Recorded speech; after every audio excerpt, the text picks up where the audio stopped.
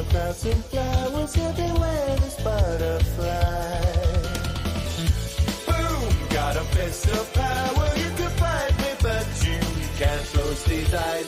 Trying to find my light, bigger in my hands. The joy is in the fight. Break the blessing of the day. Watch out because I don't hold back. Keep pressing because I'll never crack. Bursting with color I spell. I'm kicking down the gates of hell. I got you underneath my spell. Earth up the hair, went to heaven, now I'm breaking in. Hey, hey, hey, time to put your metal to the test now.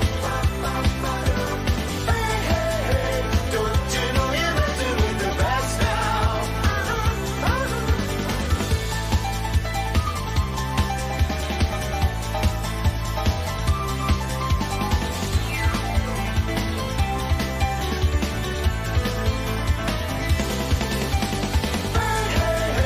Time to put your metal to the test now. Hey, don't you know you're messing with the best now? Hey, time to put your metal to the test now. Hey, don't you know you're messing with the best now?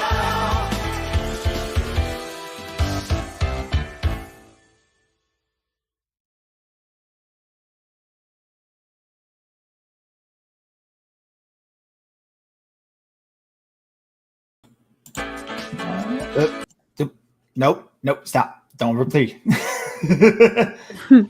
Hello, everybody, and welcome. I'm Dr. Crow, your host for the evening, and I welcome my guest star, Miss Serin. How you doing? Hello. I'm great. How are you? We're doing good. So today, I'm starting a new podcast, quote unquote, Crow's Comic Chat. This is number 1. Today we will be talking about Smoke and Mirrors, the Green-Eyed Cat, and probably even more with Miss Serin. As you know, I am the writer for Smoke and Mirrors. Miss Serin is my longtime artist for the series. Hello, that's me. Pixie's hitting my intro song. I'll have a better song for the Oh, next no. time. But yeah, Smoke and Mirrors. We have been working on this strip for, 4 years now? I January 10th, was- 2021 was the first upload. Yeah, it's been about 3.5 years then. That's wild. It is insane. We have put a lot of work into this. Into our cute little rabbit and cat characters. So, Miss Serin, everybody kind of knows like the story. Like, I was looking for an artist to start a comic series. This is after listening to long podcasts by Literature Devil, and it's like, you know what? I want to take my stab at this. I've always been interested in trying to start a comic, do a little Sunday comic sort of style. What was it like when I approached you to be the artist for this? To be honest, I had like a mini like panic thing going on because, well, I don't know if you remember, but when you approached me, like I had just started like learning how to draw. I'd put up, I think, like one video on that YouTube channel that I had back then. And so, Yeah, like, you did. I remember like you asked me if I would do it, and I was like freaking out because I was like, can I? And then I was like, I mean, I should. It would be a really great experience. I was like, okay, have to be professional. I feel like I like typed up and like rewrote that first response to you like 5 times to make sure it sounded professional enough, but like also not too like, you know, like I was like, okay, gotta be chill. That's hilarious because you're trying to be all professional and then it's me. Right. Well, because we also didn't know each other that well back then. Like, Right. I think our really only interaction was on Done stream where we were talking about Wheel of Time and our experiences reading the books together. yeah, because I don't even think we'd done D&D yet, had we? No, we haven't. So That's crazy. So this is what caused the downhill spiral of our friendship. uh, do I still have some of the original drawings to show? I mean, I got the comic pulled up right here, unless I don't know what she's asking about. Yeah, we got a Smoke and Mirrors. We started December that year. We waited till we had a little bit of build up, and then we just started launching them. So I loved writing for the series, and it's been just an absolute blast. On your end, what was like doing the art? Like, what was your first thoughts when I told you about the premise? I think my first thoughts were like, because again, like I was just starting to learn, so I hadn't really decided what for me cartoons, like what my style on that would be. So I was just like, well, I guess I'm just gonna try to, and I think that was what I said too when we were talking, was like, I'll just try something and you tell me if you like it. And so yeah, that was kind of what I did. And I think for me, you know, just doing cartoon stuff, it very very naturally fell a little bit towards the like Sanrio Powerpuff Girl kind of making it in there. I think both of those. Very cutesy, very Yeah. adorable, which is exactly what I was wanting with the characters, because I wanted to tell like just slice of life stories. This isn't going to be a hard action comic. This is about a stage couple, Right. couple of magicians. So we're going to take a quick trip through memory lane here and just look at some of the old stuff. Like here's the first comic, that number one. Man, were we noobs. Very basic setup response with a pun for me. If we don't even have a background for them.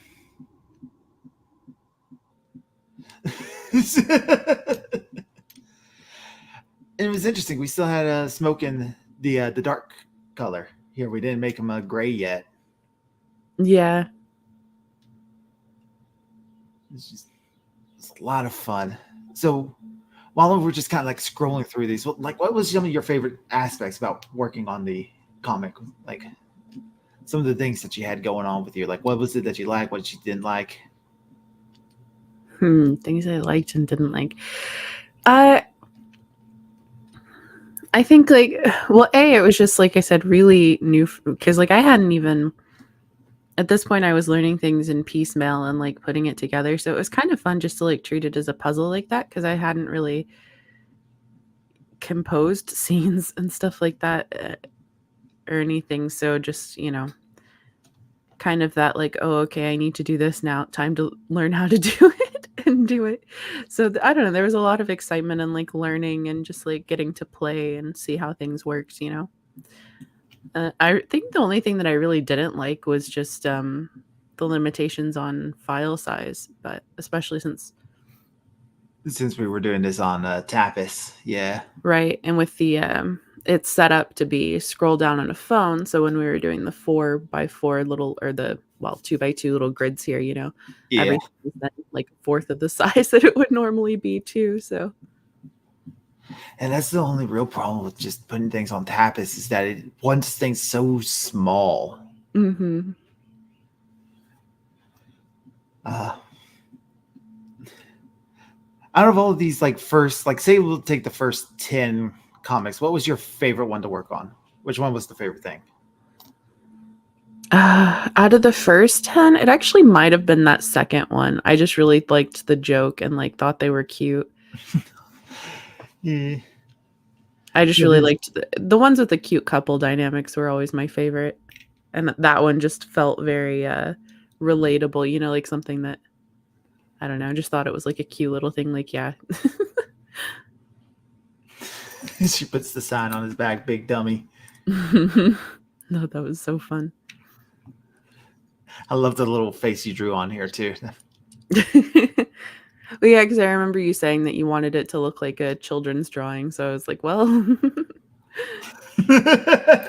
little scribbled art. Then this was the the first time we made one of the adult jokes. I do like the look here. I've used this single panel for so many things. It's great. Yeah, I do like his facial expression. This is detail I never really took much notice of, but you gave him a little fang here. Mm-hmm. And he's had these in the early comics. I think you stopped doing that eventually. I still do it on the big toothy grin. Yeah, his big signature toothy grin. Yeah. And occasionally if he's looking like, more like a more cutesy face. He's got that little mischievous going on. But it's, it's a little tooth.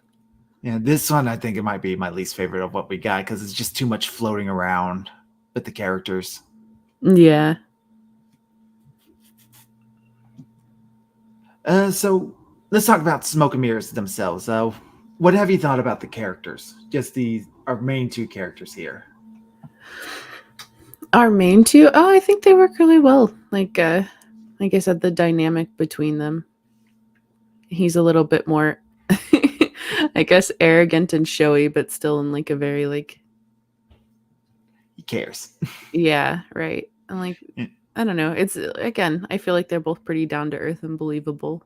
So. Yeah. And what about Mirrors? And then Mirrors is just adorable.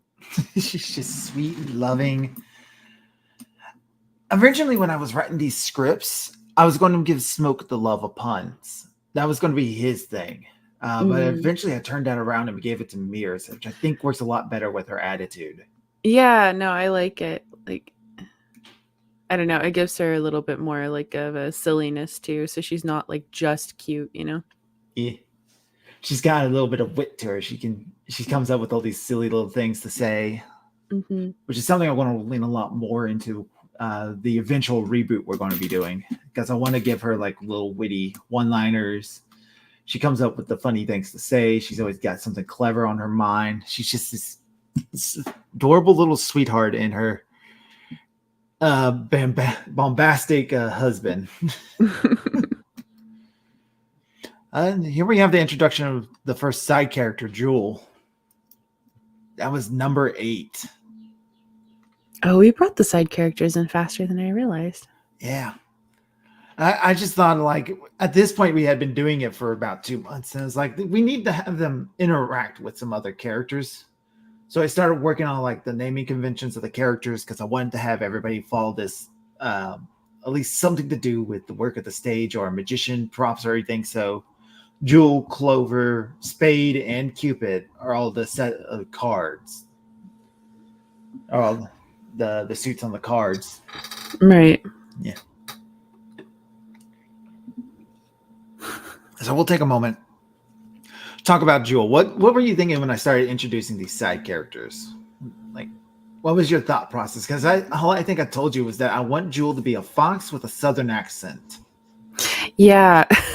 Which I was really excited to draw a fox. I think foxes are cute. And then I had no clue how, it can be hard to do accents through just writing, but I think, some of the, like the sugar and the stuff like that, it came through. Yeah, the sugar, definitely trying to keep like a couple of the words simple. That's something I've really learned. If I lean too heavily into the accent, it just becomes unreadable. Because his accents are apathetical to writing. Like, it's not a good idea to write. Well, and I do think I remember it because you had me letter these and everything, and I do think I remember on this first one making a couple suggestions on like toning it down, because I think at first it was. Oh, it was bad. I remember it. I remember it keenly. You actually told me, it's like, you can't put this in a comic. Because I was like, I think I had to ask you for clarification on what she was trying to say. Oh, because that was the thought in my head, is that she's got this thick southern accent. Like, she is from the sticks. Sure. And like, I was like, it's like almost Boomhauer from King of the Hill. It's like the idea. Right. But here's the thing. Boomhauer is still, you can understand what the Boomhauer is saying even with the accent. And I just missed that mark by a league.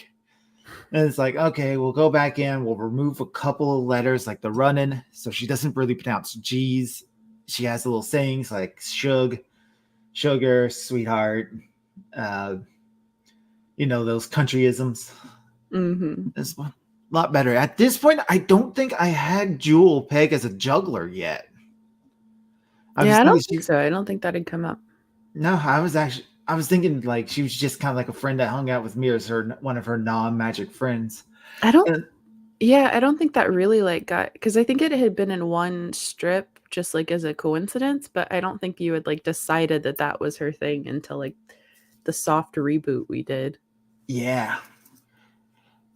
Like, yeah, definitely Clover and Jewel weren't supposed to be they weren't going to be stage personalities. They were just Mhm. going to be friends that hung out with them. That was the Right. idea. And speaking of everybody's favorite character, it's Clover. This was probably the worst introduction for any of these characters because Clover just has this god awful mouthful. Look at this. Well, and which you insisted was like, you're like, no, that's the point. I'm like, okay. Yeah, I was like, that was the point. Because at this time, I was just trying to I was making fun of SJWs. That was kind of the point of Clover. I wanted to make this politically correct sort of character, but I wanted to give her like all this heart and everything, and just like I wanted to make somebody like that would actually be likable. And don't think I've forgotten that you also at first were like, yeah, this character's based on you. And then the character became more based on you afterwards.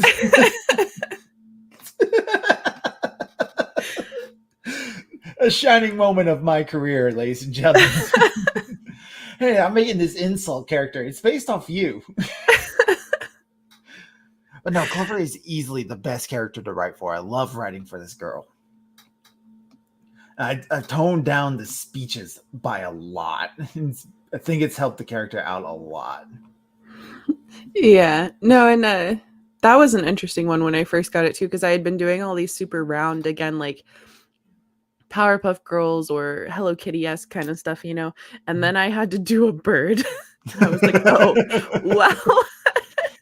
So I had to change some stuff up. She's not as round as everybody, except her head, of course.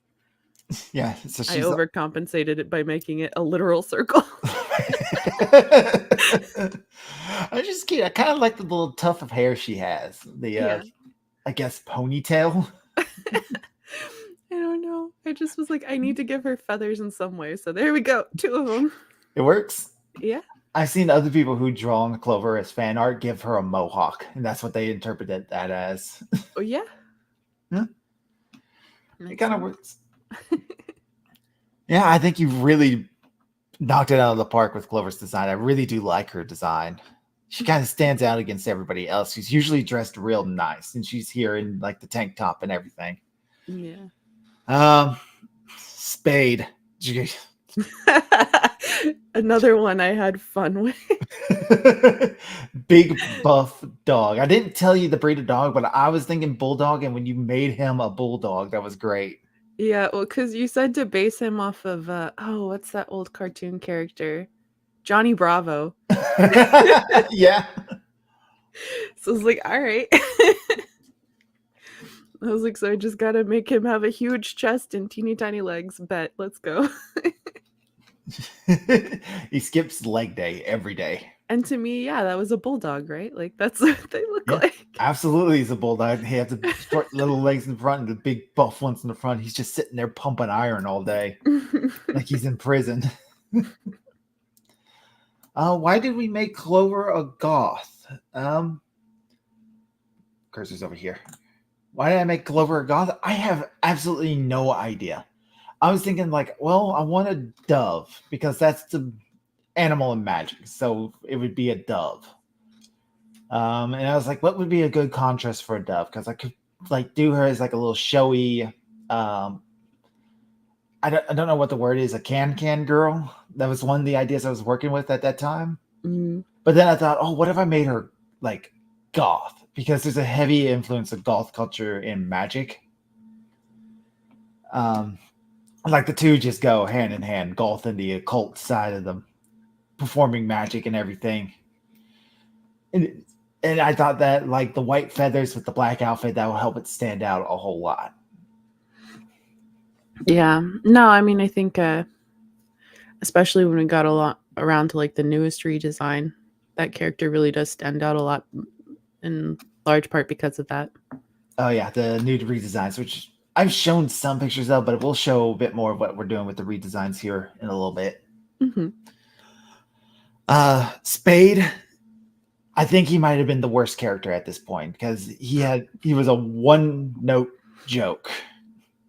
He just really wanted to get with mirrors, and like Yeah. that was his whole shtick. He was very bullheaded on that. Yeah, and it's like, And kind of like looking back on it now, I see what I was thinking. It's like I wanted a rival for Smoke, somebody for him to have to deal with, and it just made him seem more creepy than funny. Yeah. I think it would have been better off if I had him flirting with all the girls, and that would have been a better stance rather than him just going specifically after the married woman. Yeah, I do like that we introduced Clover being boy crazy, yeah, so early. Because especially with like all of the stuff she was saying, it was just such a fun contrast. Yeah, everybody says that's like down with the patriarchy. Ooh, boy. Big muscly hunk. Understandable. Have a nice day. I wanted a Bluto to my Popeye. Absolutely. The thing is, Bluto's not sympathetic. And I also don't think, Popeye and Olive weren't married yet at that point when, at least the early Popeye stuff. So with Bluto and Popeye, they would go back and forth, and Bluto was just to be a foil for Popeye to fight. That's really the point of that character. And it wasn't working for Spade. It wasn't the same dynamic where it was a test of strength like with Bluto and Popeye. Oh, it's so weird looking at old art, though. I know.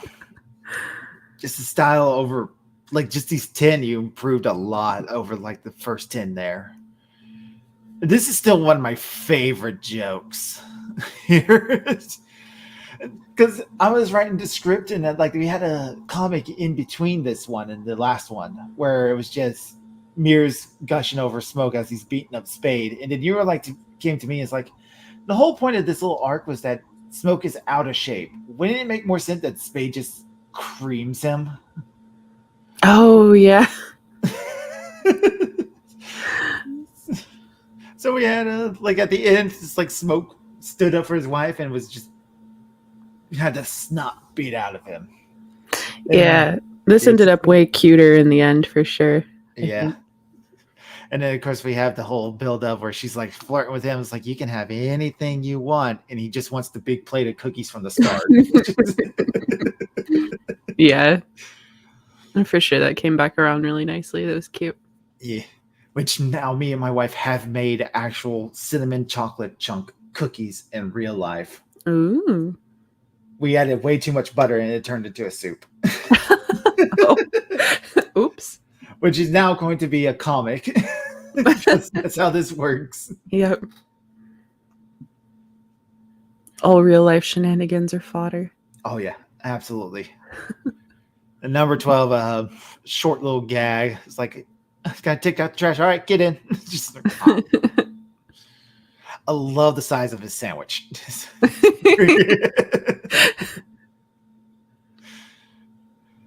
This is like our first little bit of strangeness. This is when we actually turned Smoke gray because it was a coloring error on your part, and it's like, that looks really good. Yeah, and there's like you can actually like see him better, so it makes more sense. Yeah. He's more of a smoke color rather than just black fur, like a black fur cat. I like it a lot better. Oh, a detail about Smoke's design. That's actually, I think you came up with this, was to give him a white tail tip. I believe that was you because I don't remember. Maybe.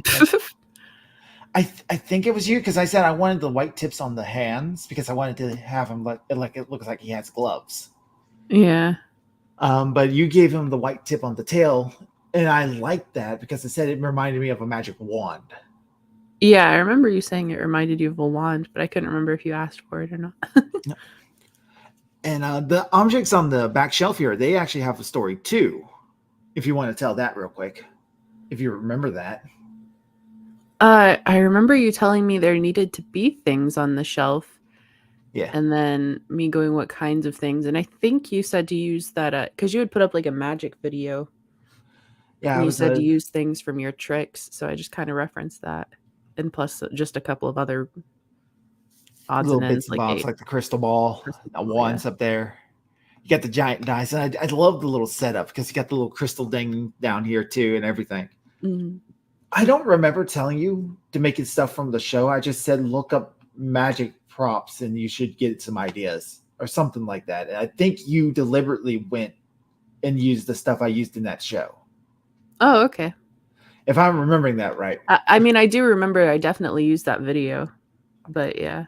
Yeah, because I remember being surprised by that. Oh, okay. I also remember this comic specifically because this is the first time we had to see Clover from the side, and we just had a hell of a time trying to get that right.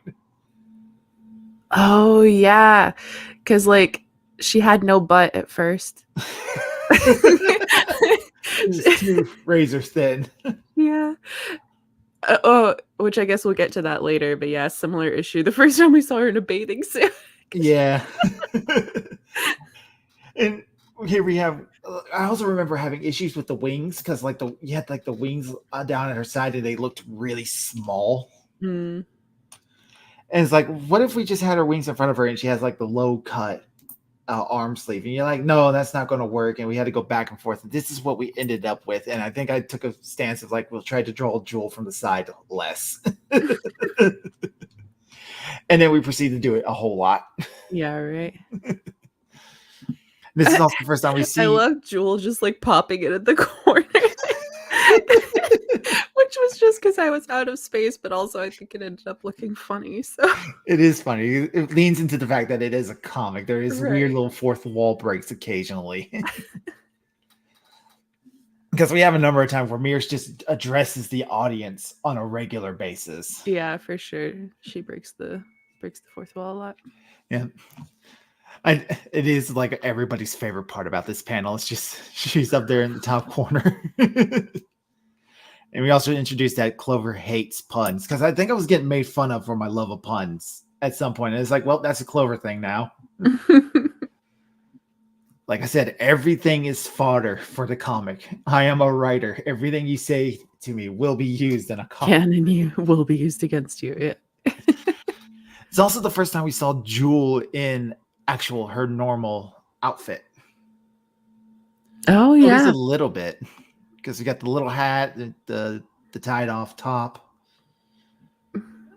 Probably see her a bit better than later. There we go, a little bit better. This one was a fun one.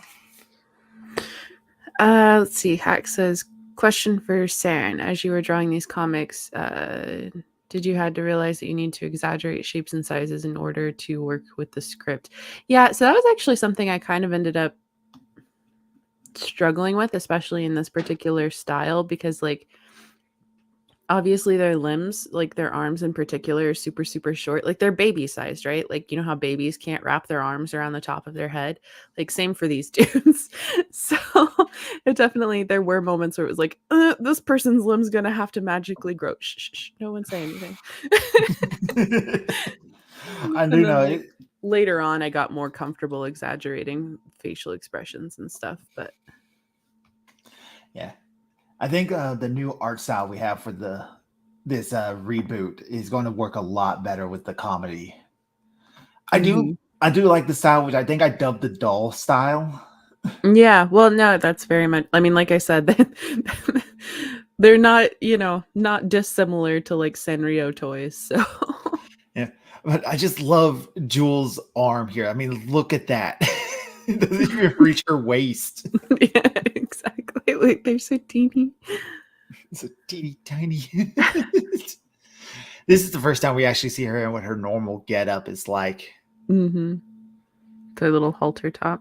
The little halter type and the short jeans because she's a country girl, and that's what I think of when I think of country girls. Yeah, I think you had me like. I think you said Daisy Duke is like for the outfit, right? Yeah. Is what I was going for. God, my wife is right. This is exactly like most gigs that we ever have. Bad child. Usually the children get wound up because they're getting excited because magic, cool stuff. Ooh, I want to touch it. Mm-hmm. And then they rush wherever we're performing and like, no, sit down. I can't do it if you're yanking this stuff out of my hands. That's why I don't work with animals, because everybody wants to pet the rabbit and that freaks the rabbit out. Oh, this is probably one of my favorite little stories that we got going on here. See Smoke with this little hard helmet. This little hard hat, yeah. Just like because me and Pixie, a little error there I didn't catch is Mir's dress is the wrong color in this third panel. Oh yeah. Dang. We had just worked on a Sawing in Half illusion, and that's what I wanted to do because I believe that this was. What year did this one come out? No, it was still almost a half a year before the 200th anniversary of the Sawing in Half illusion. 100th birthday. And it's like I'm getting a little crazy with Mir's puns and everything, so I need to stop because I think like the last 5 comics had just been puns from her. And I just wanted to have this thing where Smoke is refurbishing magic items. Like this is an idea where like some of his money comes in is to take in these old props and fix them up and make them anew. And I do like the way it looks at the end. This one was a weak one. It's like the joke of who am I talking to because it's just explaining what he's doing. I do like him with his little hammer, the work he did with that.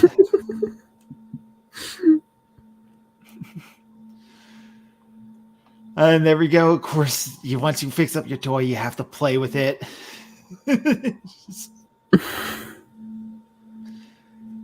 Excuse me. I do like you, like the little X's you gave Mirrors here in her eyes. Oh yeah, this is the first time we saw them actually on a stage. Yeah, the first time we actually saw the stage, which the stage actually grows and shrinks. Because I didn't know when you gave me this one with the 2 of them on it that one day I was gonna have to put like every character in the comic on the same stage. To be fair, I didn't know that either. Yeah.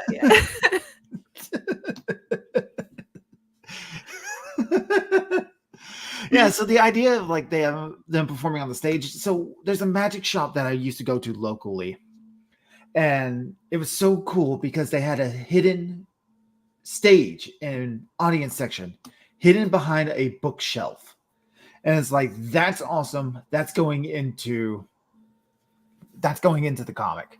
So I had the idea of them having a stage in the back room where they sell the magic up in the front, and in the back they actually do performances. Grow, who's in the other box sticking out her legs? We don't acknowledge that. No giving away trade secrets. Giving away trade secrets. I think at this point is when I determined like actually trying to depict magic with the characters as they were is going to be a little too difficult because of this complications of the hands is what I was referring to it. They don't have hands, they have nubs. Yeah, you can't really show like fancy hand tricks for sure. Yeah, so I was like, okay, we'll make it a bit like comic magic. They're a comic after all, so the magic seems way more magical than it actually could physically be. So for all intents and purposes, Mirrors is actually sawed in half. Yeah. She isn't really because there is no actual hard magic in the setting. It is real world. Magic isn't real. I'm sorry to tell you, except it's for Looney Tunes magic. It's Looney Tunes. Looney Tunes object permanency, hammer space, and things like that. We will see comic magic later on, probably with the lemons. Lemons. That's also true, I guess. And I do like how this ends. Have to reintroduce Spade as he's getting her out because he's the only one strong enough to do it. Although I do love the ending here with Clover. Oh no, I'm stuck again. Goodness me. Oh no, step bro. It's just... Oh god, did you say step bro?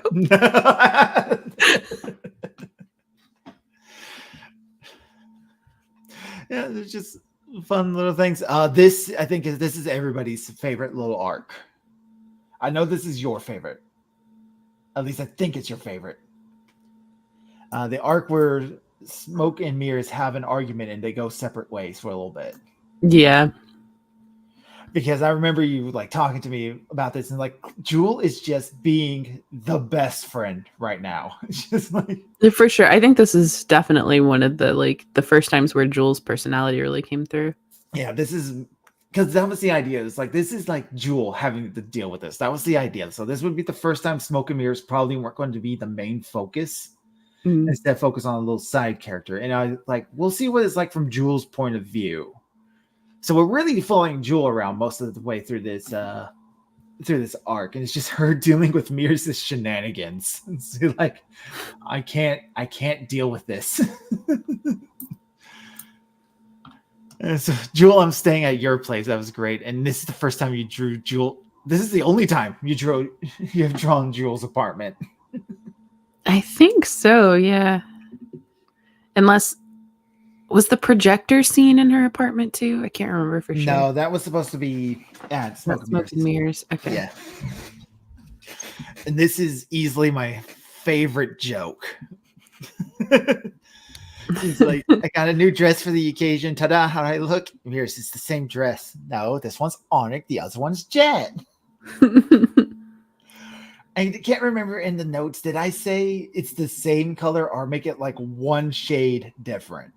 Get completely unnoticeable. I don't think you specified. I just went by the script and like what was being said that no, I'm just making them the same color.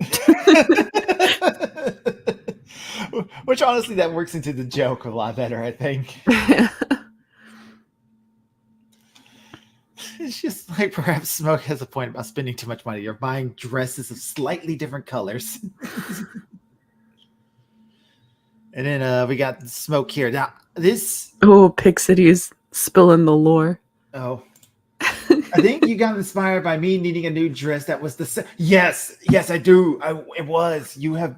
This is back when you were wearing the black and white dress. You were wearing the white blouse under the black dress.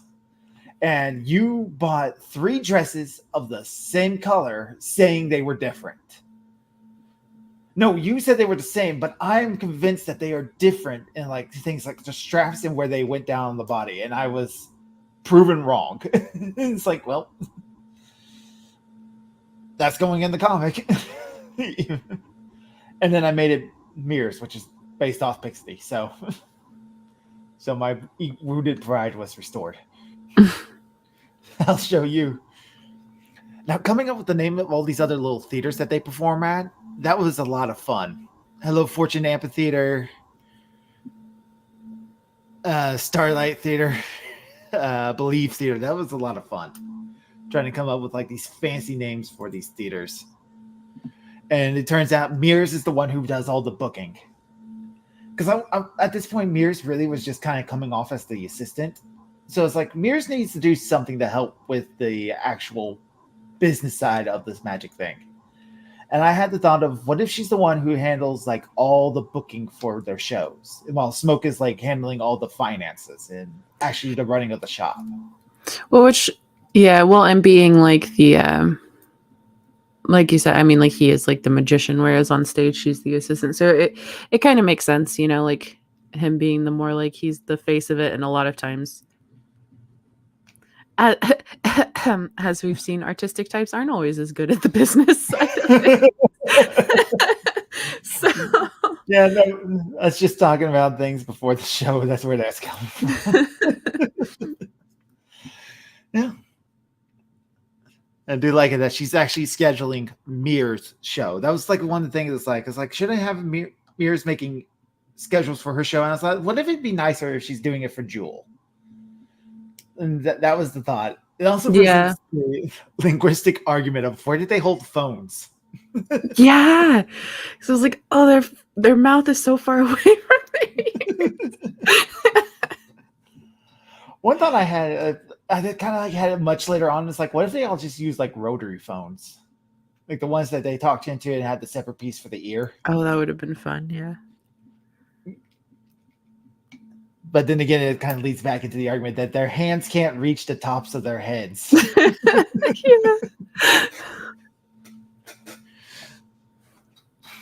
True.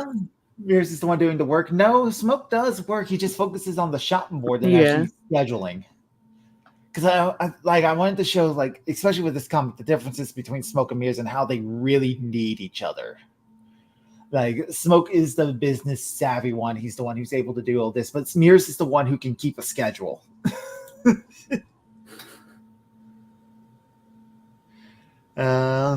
This is a favorite joke of mine. This is just a personal favorite joke. I love the names he gave some of these books sometimes, because I didn't tell you the name of the book. I just told you he's got a cookbook.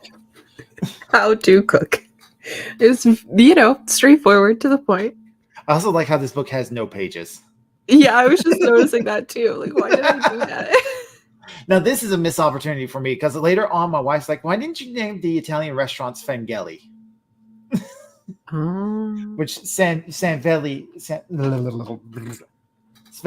was a famous magician whose work is still used today as a basic. So it's like, damn. That would have been funny. That would have been great. That would have been called, like I said, went with Big Tony's Pizza, because it's got to be Italian. Mm-hmm. Just like threw the book away. That's great.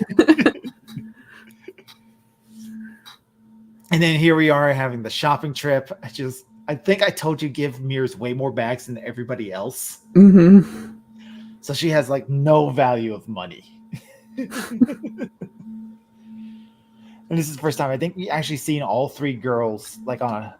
Well, no, we saw them like this in the at the workout when they were working out. But this is like, I really wanted to lean in a little bit more into the friendship between these three, because it's kind of like a big core part of the thing is that these three are the bestest of friends. Sure. In with the chase of And then poor Jules getting left with all of the bags. It's just like I'm done with all this. I think I told you it's like give her the most. I'm just done with this face. Mm-hmm. And then of course we have the ending here, which I think it's real cute. Yeah. And of course we get I think this is the last time we see Spade in like a long time. Clover just like cookies. How much for the straight jacket? Siren showing off her Sonic OC skills with that running. Akira just I think that was a specific request too. Didn't you say you wanted like the Roadrunner running? Roadrunner legs, like it's spinning in Yeah. circles just to show how fast they were running. Yeah. And then here we had this is I think this one was a challenge for you because I told you Smoke is supposed to have multiple rings at a time. Yeah, and then the fact that like Mears was wearing hoop earrings, and I was like, where would a bunny wear hoop earrings? I was like, I'm just gonna. One at the very top. Yeah. You see those memes of like, where would a brontosaurus wear a necktie? Is it here at the head or here at the base of the neck? It's one of those logistical problems. That was a lot of fun. Mhm. Oh, and then there's this one. I think you had a lot of fun with this one. Yes, this whole arc was super fun. Just getting to draw them all in each other's clothes. Yeah. I do love this gag of just Smoke in the dress. So just jealous because I wear it better. And then we got to do all this. Out of all of these little changes, which one was your favorite one to draw? Who wears who wore better? I really liked putting Mirrors in Smoke's outfit. And then I think probably after that, maybe Jules and Clover's. Jules and Clover's. Jewel rocks it. I'm going to be honest. Yeah. And it's like going through this, I had to keep a checklist of who was wearing whose clothing, so I make sure I didn't have too many repeats. Because I wanted all the girls to have switched their outfits at some point. Yeah, this was super cute too. Mirrors and jewels. Yeah. Was she in Jules? Yes, she was in Jules last time. I remember you didn't draw the hat just because the ears covered it up too much. Yeah, it just didn't make sense. I also love this facial expression with Smoke, the rolling of the eyes here. Yeah, I kind of struggled with that, so I'm glad it worked out in the end because I was like, rolling eyes is like a process, you know? Yeah. Like, okay, like at the top of the little bit after the top of the movement. That shows it well enough. It did. It worked. And then this one was, oh god, the back of the big speeches. What the hell was I thinking? Although I do like the gag at the end. It's like I was going to refurbish all this to buy you a birthday gift. It's like Jules, the legs on Clover. Because she's literally a bird. So I was like, she's gonna have those little stick legs. Oh, it's gonna be so much funnier when we get, like I said, to the storms. Oh my god. Head canon. Smoke's on a cue box when he's behind the counter. He's so much taller than everybody else. No, yeah. I kind of actually like that idea. Like they have like a platform behind the counter so they can stand over everybody and see. Because that's actually how some counters stores are are made. built like that. Yeah. Yeah. Oh yeah, this one I think came out. Yeah, this came out like 2 weeks before your birthday, and that was the idea with this one, okay. Pixie. Because I think you were fussing at me around this time period, and it's like, well, that's going in the comic. Don't even remember what about. Probably something stupid. I think this is one of my most lewd jokes I've ever told in the comic. With her little bird feet. Although I really do like. So cute. She does. She has no legs. She definitely. Her and her boyfriend have that in common. You know, they both skip leg day. I do like Mirrors and Clover's outfit. That's going to be fun because you've read the script for the new one, right? Mm-hmm. Yeah, that's good. You're going to have fun with that. Yeah, for sure. It's really the stick legs for life. Stick legs for gotta have that stick left leg game. Build up. I do remember like this one ran a little longer than what most everybody does, and then we have everybody in Smoke's outfit. Everybody in Smokes, yeah. Which works really good on Jewel, I think. Mm-hmm. Yeah. Then we have like the best name of the restaurant because I didn't tell you a name for the restaurant. You guys, I think you see my my naming convention. I love the naming convention. It gives a lot of character to the world. It's like La Restaurant. Because I think Smoke and Mirror's magic shop is literally canonically magic shop.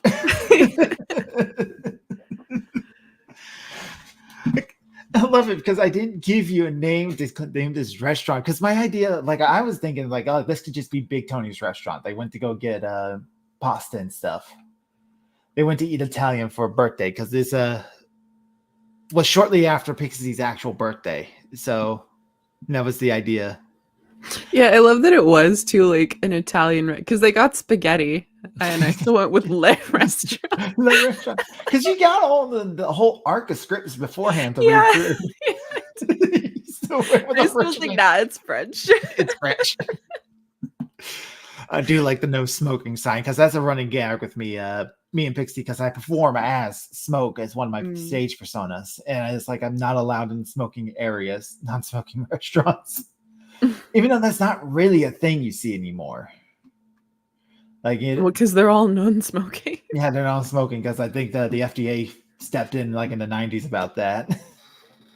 Yeah, well, I think it's actually still technically like city by city even because small town Oklahoma, you can still find restaurants where you're allowed to smoke. But it's very rare. Oh, and here we have a new side character. Do you want to talk about this guy real quick? You want to talk about Drone? Yeah. So we so okay, we did like a filler tabletop RPG thing because I forget why, but we needed a couple of episodes, like a couple episode long thing for something. So he decided he was going to set one in the Smoke and Mirrors universe and asked me to draw everybody's characters. And Hex goes, "I want an eye." Like, okay, so that's what I drew for Hex, and then he was just, yeah. Everybody So loved Hex's character entertaining that the crow put him in the comic. he was so entertaining. I put him in the comic because Drone was such a. He's kind of pathetic. He's kind of sad, and like everything that came out of Drone's mouth was just like, oh man, this poor guy. Because it's like, I run a hot dog stand, but I really want to work with puppets. And it's like, oh man, I feel that so hard.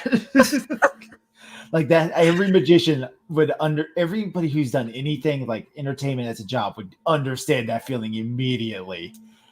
So I've added Drone into the comic as he works all the like every random odd job in this world is worked by Drone.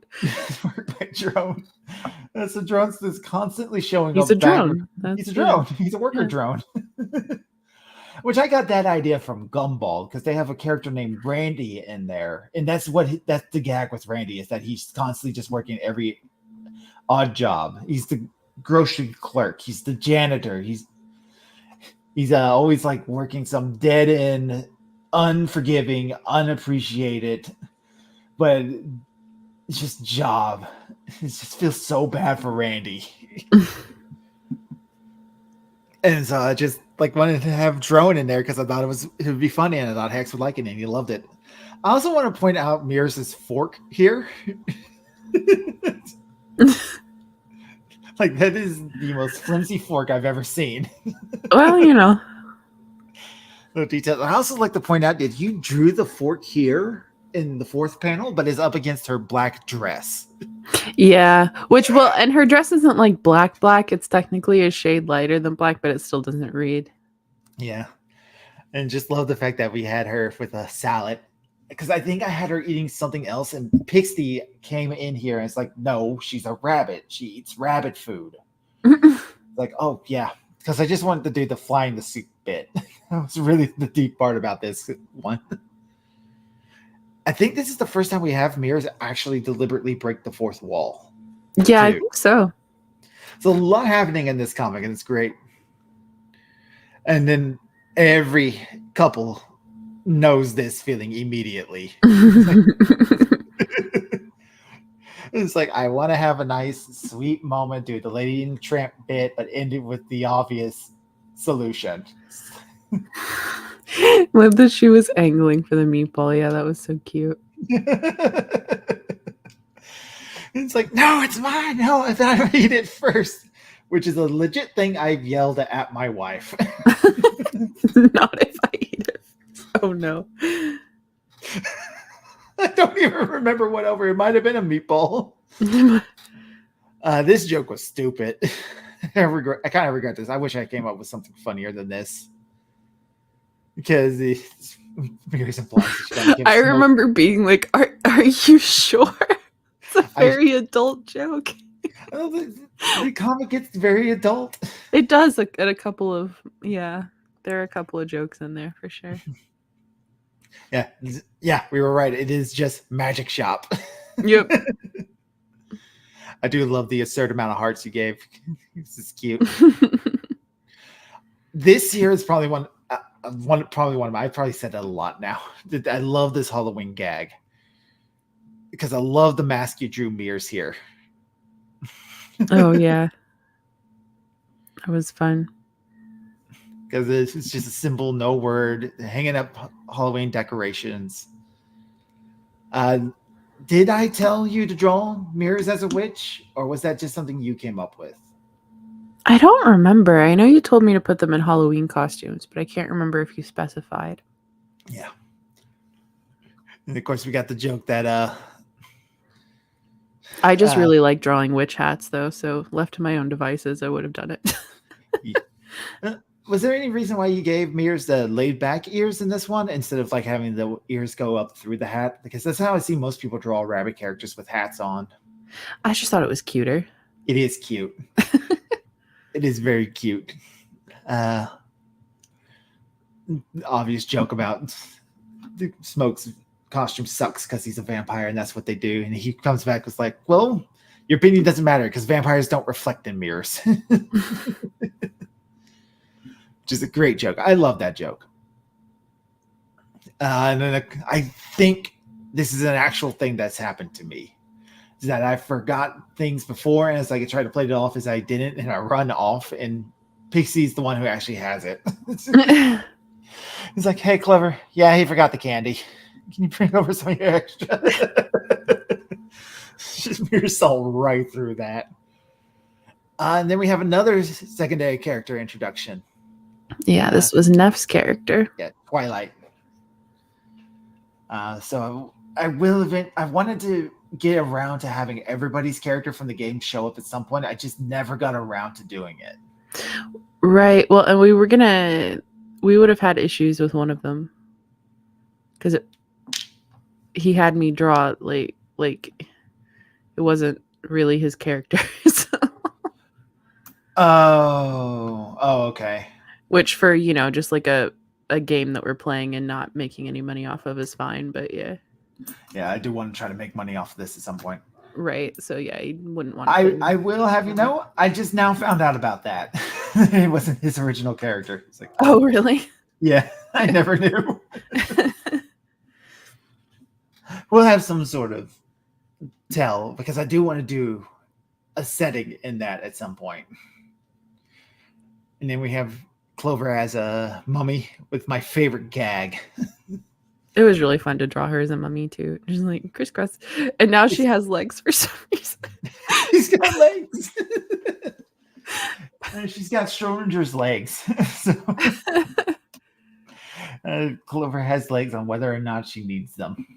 Right. And then I think this is my favorite single bit because I told you I just want to do a Happy Halloween post where everybody's in costume. And so we got Clover as a mummy, we got Smoke as a vampire, Mears as a witch, and Jewel as the scarecrow. Clover looks so cute over there, hugging her little candy corn mine. I forgot about this. Where do you stand on the candy corn debate? Is it good or is it bad? Yeah, it's awful, but I'm happy for her. Yeah, that's the gag, because candy corn is vegan. Candy corn is vegan, and Clover is a vegan. That was one of the running gags with her. Mm-hmm. So that's actually a candy she can actually eat. Which I think the idea of animals being vegan is also kind of funny.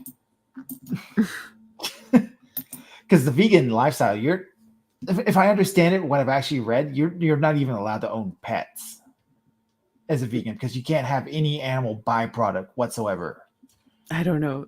I know lots of. I'm sure a lot of vegans will debate that, and I'm sure that probably actual modern veganism is, but pets have a traditional work.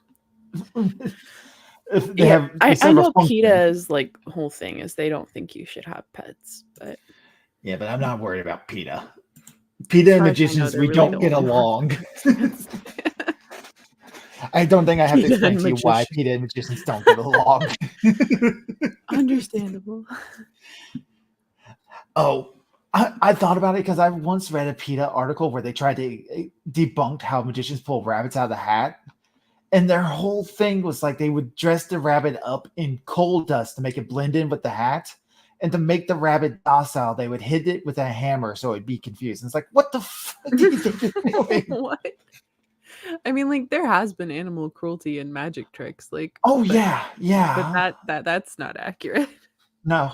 Which I never understood animal cruelty to animals you would use in your show because animals are expensive. Right. Why would you mistreat them? You want them to work as long as possible. Although there was a recent thing where I was being shown a magician who was working with baby ducks, and he was confused about why the baby ducks pooped on stage. And everybody's like, well, maybe don't work with animals if you can't handle that. And he's like, no, I'm going to work with animals. And it's like, you're just being stubborn at that point. Interesting. It was a whole deal. Who is messaging me on Discord? Oh, yeah, we'll do that, sweetheart. I need to set myself to do not disturb. Hold on 1 second, because all I'm getting is beep, beep, beep, beep. Oh, and number 44. The start of the serious arc. Yeah, because this is around November, and it's like, I want to do something a little bit different from the comedy. And so this introduces the new side character, Mr. Herman. And I just wanted to write this story about Mears' dad and like how Smoke and Mears actually met. And I wanted to be centered around this guy who owned the magic shop before Smoke, Mears' dad. So Mr. Herman, who's named after Alexander Herman, the quote unquote first king of magic. And I just wanted to write the nicest guy. I love the design you gave him with the goatee, the big bushy eyebrows and goatee. He has that magician's look. He really does. And I wanted to delve a little bit into what Smoke's backstory was and the thing about the abusive father and all that, because I wanted these characters to have heart. I wanted them to come from somewhere. Like, yeah, they're silly, they're funny, anything, but I want to have like moments of seriousness because I feel like the best comedies have serious moments. Think you made Smoke and Mirrors both a bit younger than we expected, Serin. But it's even cuter to know they knew each other young. Because my thought was that Smoke would be a teenager, but here you have him as a little kid. Yeah, well, I mean, part of that too is that like, well, it just said when they were kids, it didn't specify, but like, Yeah, also when it comes to characters that are already that like kind of tiny and cutesy, you know, it's like hard to to make make them. to make an obvious like age difference, you kind of have to go pretty dramatic with it. Yeah, I do love the big hat, though. It does not fit him.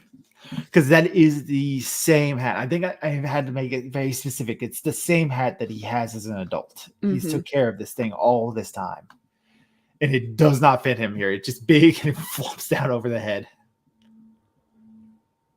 And then we, of course, have Smoke and Mirrors' first thing. I love the little skirt.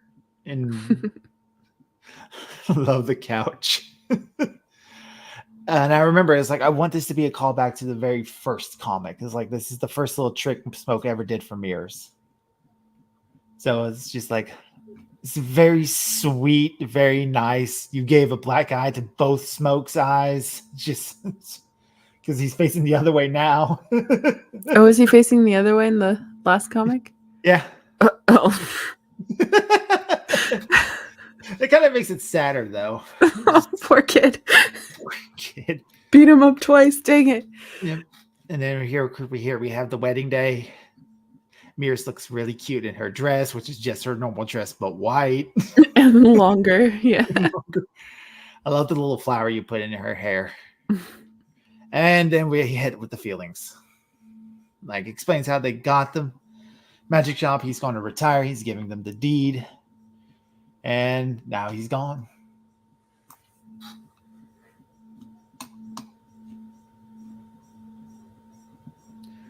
And this part was...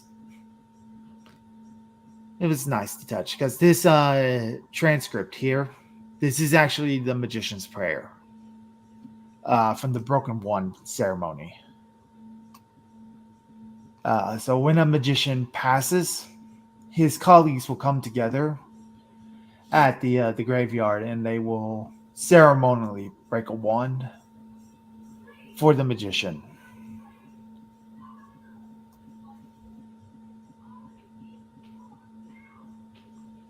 I'm sorry, hold on one moment.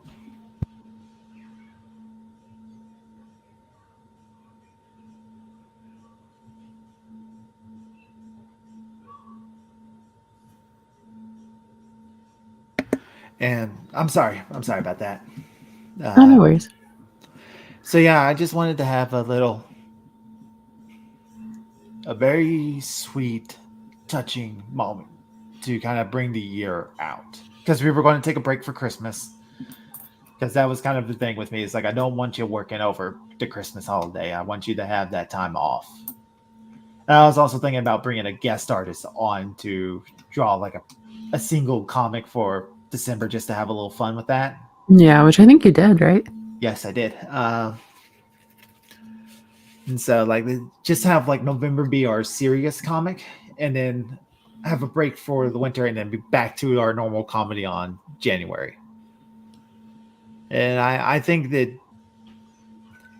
could have been done a little bit better. The Mr. Harriman, goodbye to Mr. Harriman, because I think this panel is a little bit wordy how we did it, but it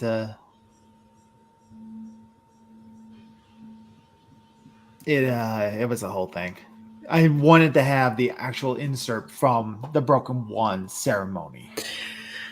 Yeah, I mean, I think later on we did something with a poem where it went panel by panel, like was kind of like a Yeah, everybody had a little bit of a line from the right. from the We poem, could have which, done something like that maybe, or but as far as getting it in one, little 2x2 grid, like yeah, I think it was kind of how you almost have to do it, but mhm. So here we have the first of the two guest comics, which is from Phalanx. I love his style of how he drew them, because he tried to keep the style, but keep it his own little thing. right. With a little style. I just love how you draw Clover, how big and expressive her eyes are. Also, it's a really stupid gag. God, she's a description to Beefy Men's Fitness. You're the best friend to ever smoke. She is a horny girl. Jesus. And then we're back with I don't really know how I feel about this gag anymore, because it has some slight implications that I wasn't trying to do, but it didn't come out until after the fact. But I mean, I think in this one standalone. Yeah, and this one's standalone. When taken as a whole, but this one could be taken out of context. It's just like. Then again, I think though the fact that she was just immediately like, why are you here? kind of makes it obvious that there's, it also implies that she either did not come to the party or left early. right. Rules the good girl. She's like, all right, it's midnight. Time to go home. You all have fun. Apparently breaking in. It's just like, the shop isn't that bad. Expected worse. Got a text from Mira's help stage. This is another one where we're like, what are the laws of physics in this world? Let's not worry about it. The laws of physics are, I make them up as I go. Yeah. Sweetheart, it looks like you lost weight. I'm sorry, hon. I tried to keep it together, but it all just fell to pieces on me. I love this. This was a great gag. The little mirrors is in all these different boxes, different body parts. Mm-hmm. Then we have this. This one here. What Clover has been up to during the party. So, do you care to explain to me why you made the boy a crow? Because I thought it would be funny. It's kind of the long and short of it. Like I was like, okay, what kind of animal am I gonna make it? And then I was like, fuck it. He can have a self-insert. Lucky guy. There you go. Yep.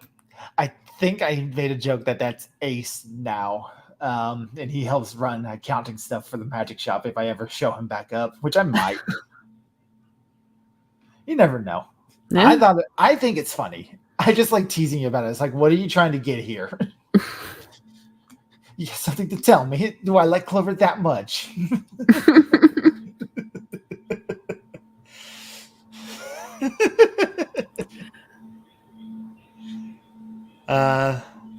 Yeah, it was a weak gag that ended on. I think I could have done a little bit better on this one.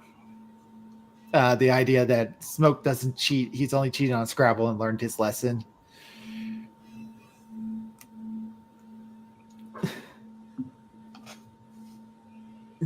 Yeah, it could have been better, I think. I never was quite happy. Oh, right. We had the actual second ending, where they all swept up, and then it's just Clover now. Where the hell did he go?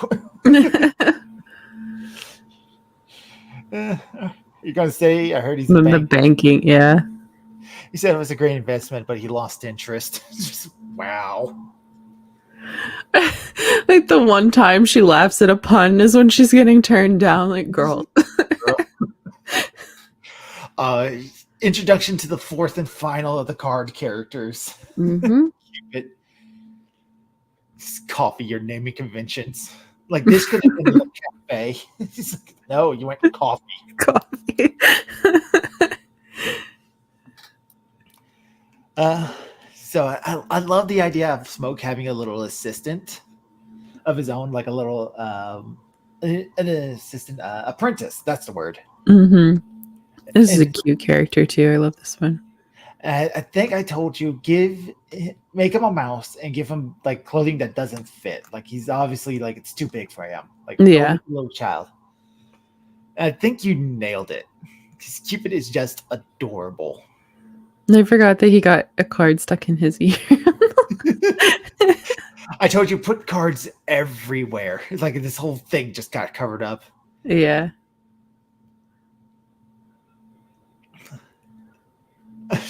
I just love this visual gag here. And it's like, wow, you own a magic shop? It's a magic one, and Cupid's just gushing over this one that's like $1. Just setting them up on the counter. I'll treasure it forever. Treasure it. It's important. And then here's another one where we question like what are the actual physics of this world? Because I think I told you I want his little sleeve to get caught in the wand like a rotor blade, and it just lifts off with him. Yep. And then of course we have those little cups and balls, and this is the part. Oh no, the beginning of the arc I wanted to kill you for. No. You were so mad at me. I was like, I've drawn so many lemons. I told you there needs to be more. And then the very last one I drew, I remember you going, "Oh, I assumed all the lemons were cleaned up on this one."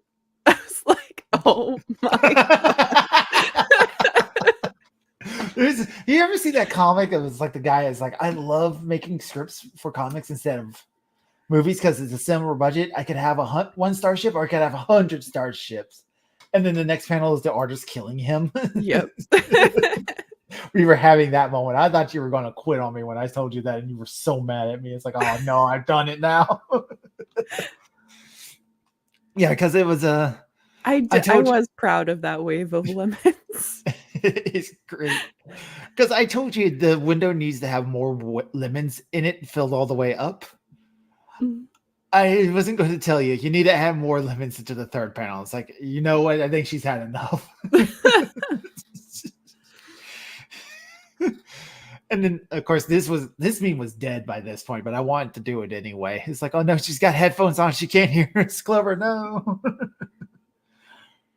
I think I told you it's like she's got earbuds in the script or something like that, but you went with the headphones, which I like the headphones more. It feels more Clover.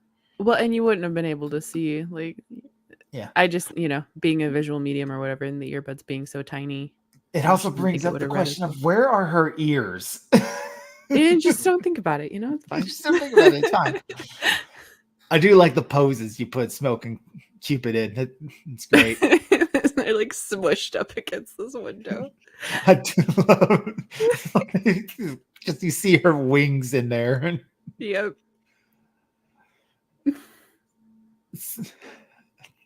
She's like she's there for the whole thing. The whole thing. Clover's dead. Rest in peace, Clover, a good goth bird. And just Mirrors and Jewel have a plan. We'll get rid of the lemons by making lemonade. It works. Only 25 cents. It's just like, this is going to take forever. I think I had at some point Spade standing on Clover in the script, in the writing process. It just didn't happen. Oh, yeah. I don't think that never made it to me, I don't think. No. I do like this gag of Smoke just losing. Did you copy and paste what I put directly in there, or did you make your own? And swears. I don't remember. I think I might have used yours. It's like, I think I'm just gonna go, and Cupid's like, I just learned a lot of new words. I do love their little lemonade stand. It is adorable. Let's be honest, in the world of smoke and mirrors, these two would sell a lot of lemonade. Yeah. Yes, because they are cute.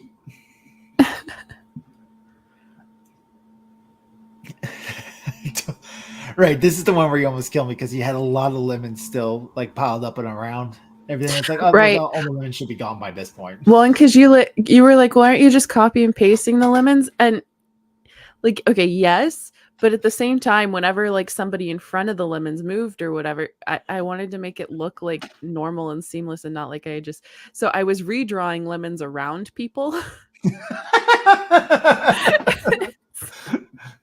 So but a lot of people had moved the last panel to this one or the last comic to this one. So I had hand drawn a lot of those lemons.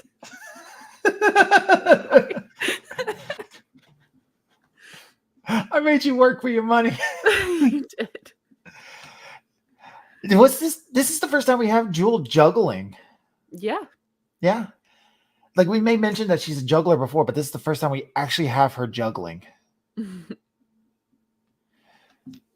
And then we, of course, it was still at this point, I was thinking like having this whole thing. It was like Cupid has a crush on Jewel. It's like the little kid's first crush. Because Cupid appeared in that one shot. That was his first technical appearance. Oh, yeah. Cupid was planned from the very beginning. I just wanted to put a little space between him and actually doing that. Because, I wanted to feel like character development on Smoke's end to take an apprentice. Sure. Later, Marty. Thanks for coming by. Where was my train of thought? And like in Cupid in that, like he laid it on thick. He laid it on thick that he was trying to flirt with Jewel, but he's a little kid and didn't quite understand it. I originally just wrote that out because it's like later on I kind of started to think of like it might be just a little creepy. Yeah. Yeah, so I just kind of wrote it out and made him more innocent like that. This is the only time in the comics we ever see him having like any sort of like, oh, I like girls moment. So this is what puberty is. This moment is just this one little blush from him. And we'll never have that ever again. At least, I don't know. I played around with the idea that like the comic seasons in real time, so Cupid would actually grow up eventually. I had that sort of thought. And it's like, nah, I'd rather just keep them as is. Yeah.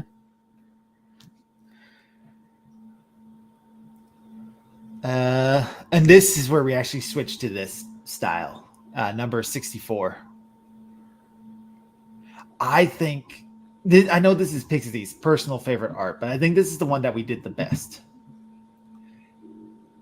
This whole thing where we lost another gig, sweetheart. I just love this pose from Smoke. Yeah. Yeah, because this was just a really subtle change, just like me shading and stuff more basically, but yeah, with just the like line I think I told you to make it look dark and ominous, like he's like he's in the shadow, just kind of staring out the window. And then the next panel. And we switched to doing. Oh, right. This is where we switched to actually doing it like a normal like phone comic. Yeah. Which also gave me more A room. lot more room to work with. Just this next pencil. Curse you, Joan Poe's bouncy. Yes, Lord. This one you can tell that Crow named. Because they had his name. Though the sign still just says bouncy. It took me forever to realize that their place of business was not just a giant bouncy castle, that is actually this building behind them. I was so worried too. Was it you that I asked? I asked somebody because I drew this little bouncy castle and I liked it and it was super cute. And then I looked at it again and I had to ask somebody if it was too phallic. No, it was not me. Okay. I asked Also, somebody. I don't remember who. if it was me, I didn't catch it, but now that you said it. Well, you know. If I had to say, ask me, and you brought that up, I would have just told you make them squares. That usually covers it. Make it little squares with the little pauldrons, like an actual castle. Mm. But yeah, this all comes from a real story. That this is an actual thing that happened. Of course, I overplay it for the sake of the comic and comedy, but Right. I have lost a number of gigs to a single bouncy castle rental place where a number of birthday parties have decided to go with a bouncy castle instead of a magician. It made me so mad. I lost a whole summer's of work that way.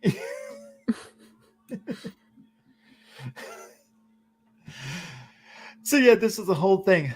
This one, I liked it, but it wasn't quite what I was asking for because I was asking for like an actual almost one for one of that one meme comic where the guy gets thrown out the window at the business meeting.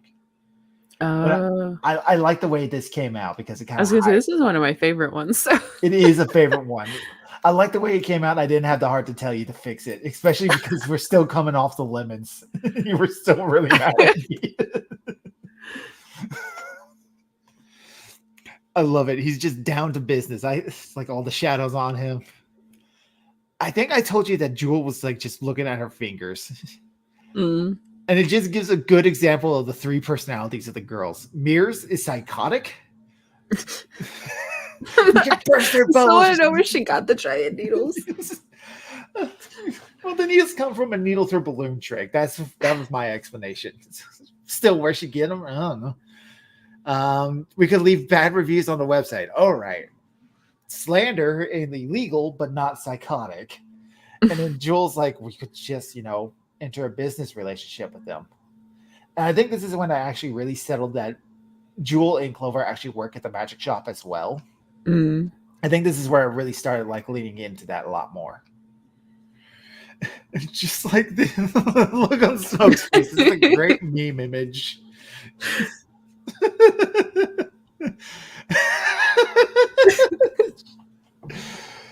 It's just like he chucked her out the back of the house. She'll go yeet. He did get yeeted. Poor thing. Poor Jewel. This is also when you also changed up the art style a bit, I think. Like this is when the official change in their art style. Like you actually shook it up a little bit. They still look the same, but you've updated the design slightly because their arms are actually now like almost a proper link at the side. Yeah, I think we made the arms I don't know, maybe a teeny bit longer, but like I said, it was mostly just down to how I was doing line work. Changed. Yeah. I do love this image of Jewel so much. I made it the thumbnail. I think this is an actual emote on the Discord as well. It's easily one of my favorites. We need something new for the show. This is how we will beat that evil bouncy house rental. Maybe some of our old forgotten magic tricks. Just Smoke in the box. I told you I wanted him halfway in the box, and you took it to this level. I love it. This is the first time we see Smoke from the back too. So this is actually the first time we see the opening in the vest for his tail.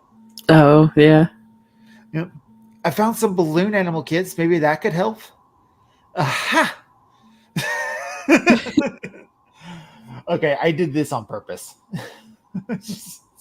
Yeah, this was good. Wasn't this right after you found out I was afraid of clowns? Yeah, I was already writing some sort of joke alike. I wanted him to lose Jewel and Clover in some comical fashion, one after the other, as he just like slowly lets the madness take in over him. And this is just worked great for Clover. It gives her another dimension to make her afraid of clowns. It's also when I really did solidify that Clover's based off you. I didn't even know it. And it's like, my old clown gear. Everyone loves clowns. Yeah, right. It's just slam. Oh, right. Clover's afraid of clowns. Maybe no to the clown idea then.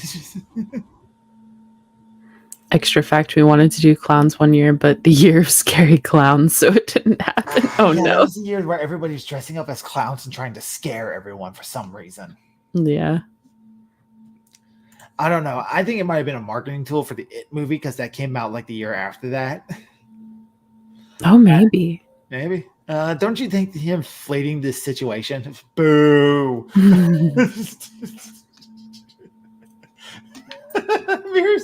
That was probably the best fun for Mirrors because it's quick and it goes over your head if you don't catch it. We just need to look at bouncy castles. I love this. You did this with Smoke's tail. Like getting it up in her face. What is this little black dot? Because it's always bugged me, but I never brought it up before. Oh, it was just meant to be like the shadow, or like if he actually pressed it over her mouth, it would bend a little bit. The party's just ahead. Wait, is that? Get rid of your traitor! I love this panel. This panel has some of my favorite things. First off, great facial expression from Smoke. We now know that Smoke and Mirrors drive a Beetle. We got Drone again. Here serving the cake. He's the guy serving the party. He's catering the party. We got a cameo from Letterboxd Comics, Vincent. That was a lot of fun. I'm really happy they let me do that, just for a little cameo like that in a birthday party. Mm. And also, my favorite gag that you did yourself is this elephant back here. With this little flipped over turtle. I remember always commenting on this and like, that turtle's about to go to the moon. Yeah. Well, because you said you wanted silhouettes of animals, and I was just like, guys, what animal should I do? Somebody said elephant, and I was like, oh. Yeah, I was like, do little silhouettes of animals like in the background enjoying the party, so that way you didn't have to do too much design work, and it works out perfectly. Yeah. Like, that gag is great. Poor turtle is about to go to the moon. I also like the little squirrel design. She's cute. Mm. I see it's the girl. Squirrel's a girl. You probably weren't even thinking that far. Yeah, I think you had brought up red squirrels like one of many ideas at that point, but I don't think it was like established. Yeah, Red Squirrel was like in her beta phase. That was still when I was kicking around the idea of a superhero, and it's definitely not the design she has now. Because that was going to be a whole thing. I was thinking of doing a whole ensemble cast, and it's like, no, let's just focus on one hero. And for some reason, Red Squirrel just took off in front of everybody else. And here's the comic where Smoke is finally just giving in, taking the reasonable advice from Jewel, and it's just like, I just love the facial expression. He's so mad. He's just coping and seething and molding. Aggressive cleaning. Yeah. You got really good with the facial expressions over the years. You definitely improved a lot. Thank you. And then you just have Jewel doing the juggling. It's great. She took the advice herself, and then she took that job from them. Now we got a rabbit, and it looks like a cat here. Was that supposed to be Smoke and Mirrors, or were you just having a fun moment there? Yeah, no, I was just having fun with it. Because I needed really distinct ear shape, since that's all you could see, and Yep. And I definitely wanted to wrap that story up before number 69. Because of course we had to do something silly for that. Had to do something. So here's Jewel in the hard style, as we were calling it.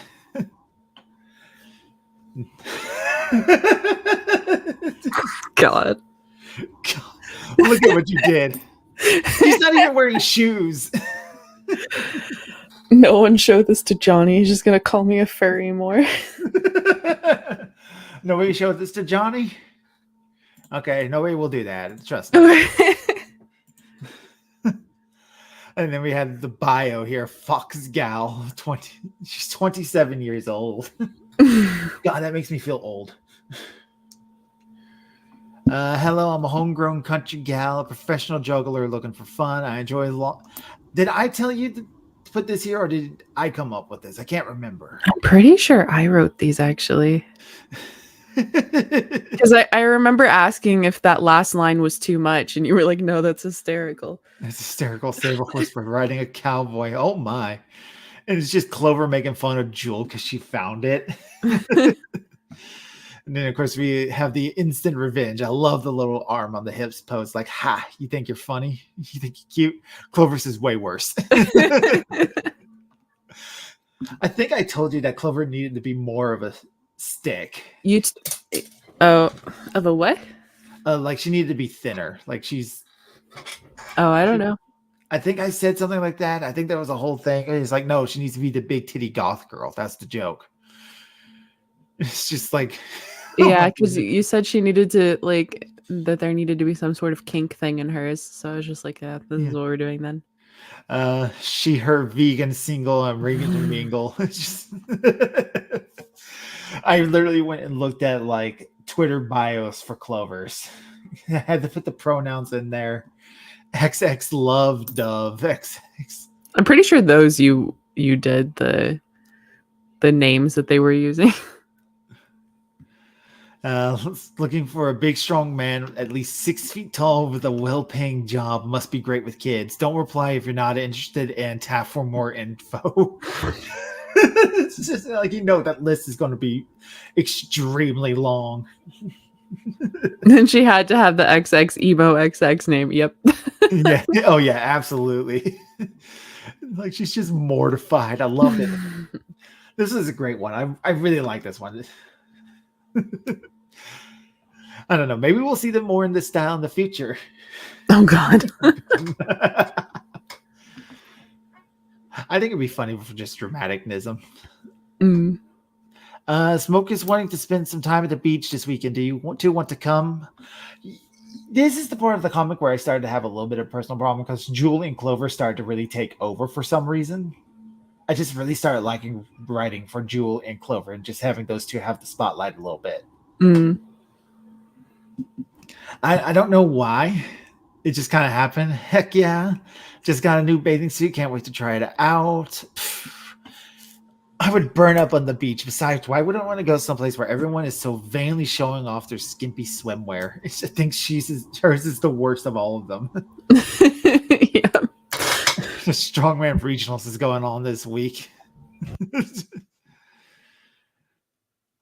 And then here we are. Here it's like At the beach, she's just got sticks coming out of a triangle bite. I struggled so hard with this. oh, we went back and forth for so long about this, and like it never looked right.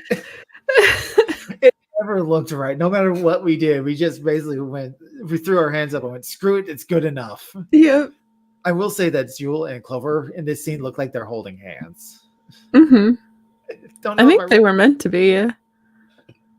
It's weird. I don't know We're why. just gals being pals, don't judge. Like this mirrors is. I think I told you she would be the One Piece girl, and I told you Smoke would have the old style red and white stripe stuff. Was it you who came up with Cupid with the little arm floaties? I don't remember. That is cute though. Oh yeah, the name of the book. You came up with that one. You came up with the name of the book. I remember that. Steamed buns. Yeah. Because I think I told you Mears would be reading a romance. Because that's what girls read, right? Mm-hmm. In They public at the beach. I mean, sometimes, to be fair. It does happen.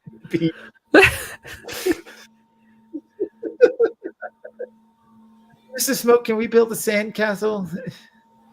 No, sandcastles are for losers. Smoke's pulling out this big shovel. We're going to build a sand fortress. It's just like, guys, this is what they do. I think this was also at like the peak of like guys just going to the beach and digging a big hole for some reason. Oh, I don't remember this. Was that a thing? That was a whole thing for a while. You did. Oh, that. we had another. Well, yeah, because you told me you just needed random, like, muscular dudes at this beach. So I was like, well, because there was supposed to be a strongman contest going on, and look at Clover. Just Jesus. And I had never drawn like muscular dudes at this point too, so I was winging it with this cartoon dog.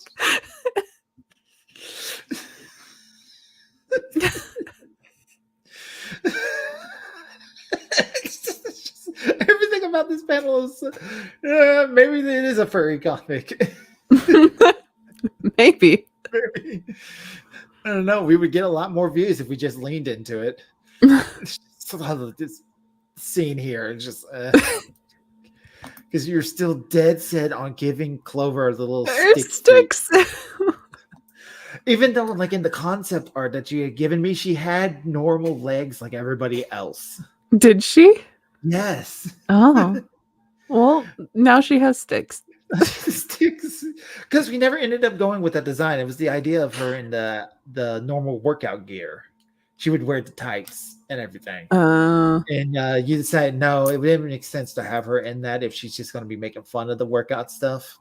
No, So stick legs Supreme. No stick legs Supreme. Oh no.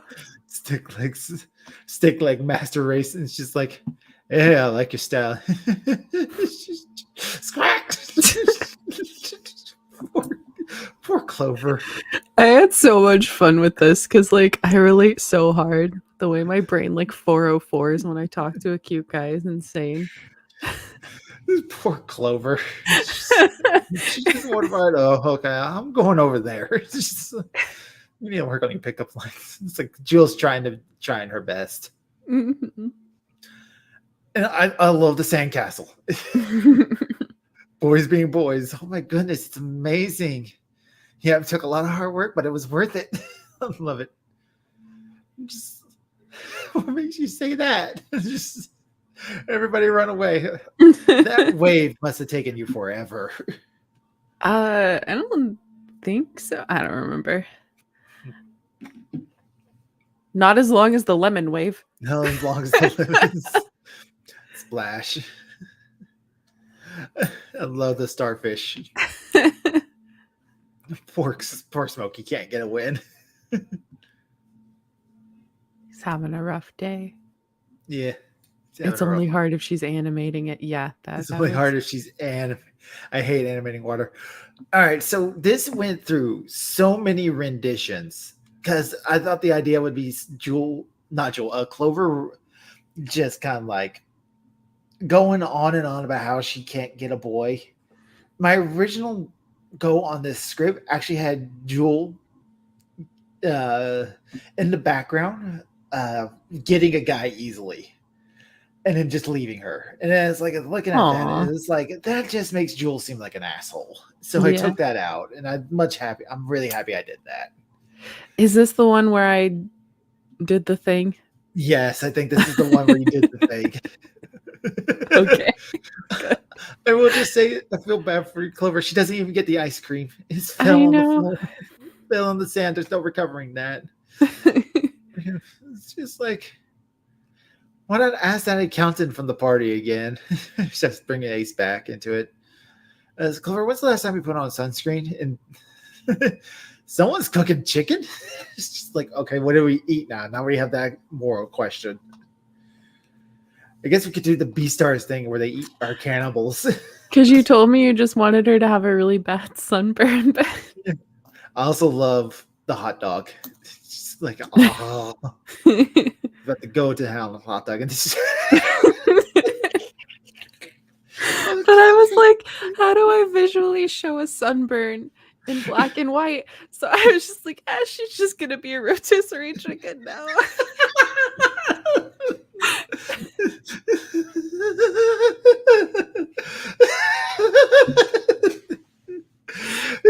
I'm still so happy with that decision. It's a great decision. It works with the humor style of the comic. It's like, because it's Looney Tunes. This is absolutely something Looney Tunes would do. Turn the chicken into a rotisserie chicken.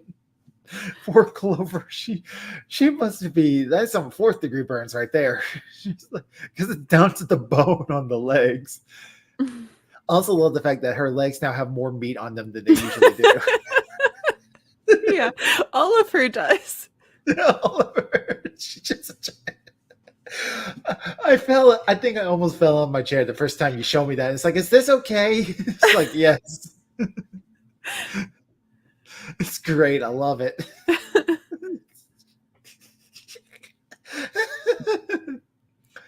Well, today wasn't so bad, and this is just a little happy ending for Clover.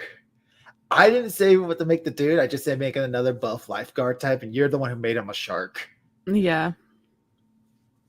Because I was thinking like just keeping to like birds and mammals and maybe reptiles, but then you add in a shark. It's like, okay, I guess everything's on the table then. I It'd be liked this fun. dude though. I thought he turned out pretty well. You did a good job. I like it. It's just nice that Clover's having a win. Yeah. Buff shark, hell yeah. Buff shark, do do do do do do. Buff shark, do do do. Oh, this one is easily. It's my favorite. I love so many of these. It's just like going back down this memory lane. It's great to see like how some of these have. Some of them actually hold up pretty well, I think. Yeah. Well, I remember I feel like on that there was you had said something about like them like we should put more detail in them and stuff like that, and this was the one where I was like, okay, challenge accepted.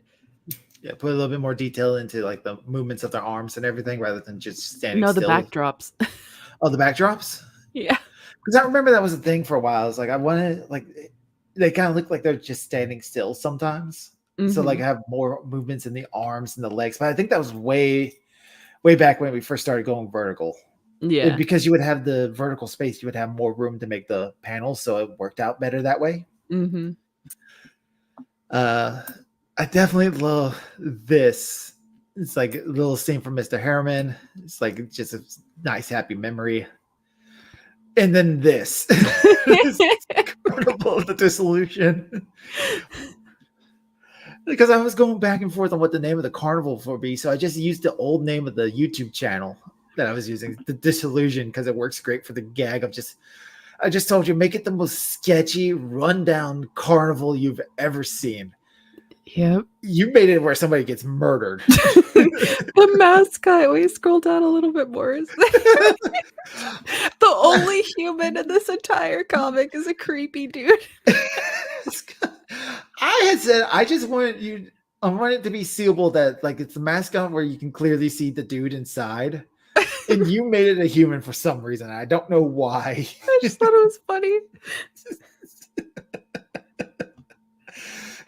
There's also this table. Is like I said it was going to be a table they would draw. I think I said a magician's table, and I thought you knew what that meant.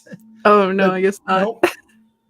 Because it would be like a fold-up table that magicians would use just to stand things. Like it's almost like a costume case. Like it would be almost like a box that rolls on wheels. Mm.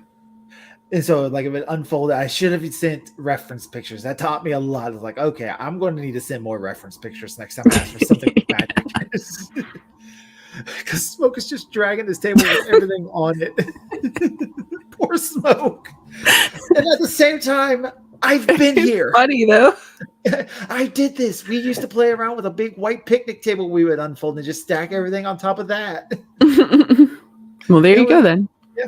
So it was like I wasn't too upset about it because I've been here. I've been this. I've been this. I just love Mirror's just like this is the greatest place on earth. It's just like this missing letters. I love it. You did And did the your work. ponies are dead on the carousel. I never noticed that. The ponies are dead. I had so much fun with this panel. I just can't get over the roller coaster has a big gap in it. That has to definitely been you because Yeah. Oh, this is great. I love it. The spine breaker. I think I stole that from SpongeBob. Mm. It's like they have the worst setup. Place to set up is right in front of this loud, noisy roller coaster that dips low enough to be right behind them. The spine breaker. I never got to ride it. Dad said it was too dangerous for little girls. That's why it's being torn down. It's just like, because yeah, look at it. I just love this scene here. This is a great scene. What do you mean? They can't tear the coolest roller coaster, tear down the coolest roller coaster. They can because of class action lawsuit. And because of a class action lawsuit, they are. It's like, and here's Drone again. Showtime. Hello, everybody. I'm smoking. This is my wife, Mirrors. It's just this giant stuffed animal. Mirrors is on the roller coaster. She's finally getting to ride it. Yeah, we did have that one noisy gig. That's why I wanted to do the carnival, because that one gig. We got hired to do a gig for a racetrack. And we set up in the kids area because like there's a little area outside the racetrack where all the kids were playing and everything. And we were just doing like little magic tricks for the kids.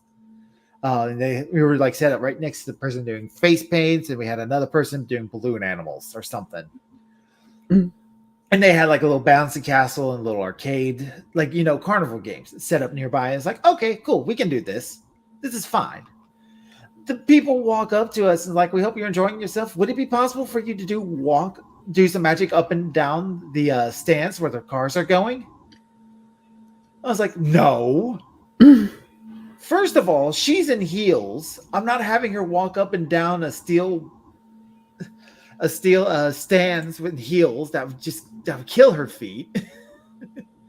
Second of all, nobody up there is here to see magic. They're here to watch the really loud and noisy cars because it's drag racing. Oh, sure. Yeah, so no. First off, anybody who actually wants to see the magic is not going to be able to hear me. Plus, I would be blocking the view of the cars. Yeah, it's not like I'm selling cotton candy.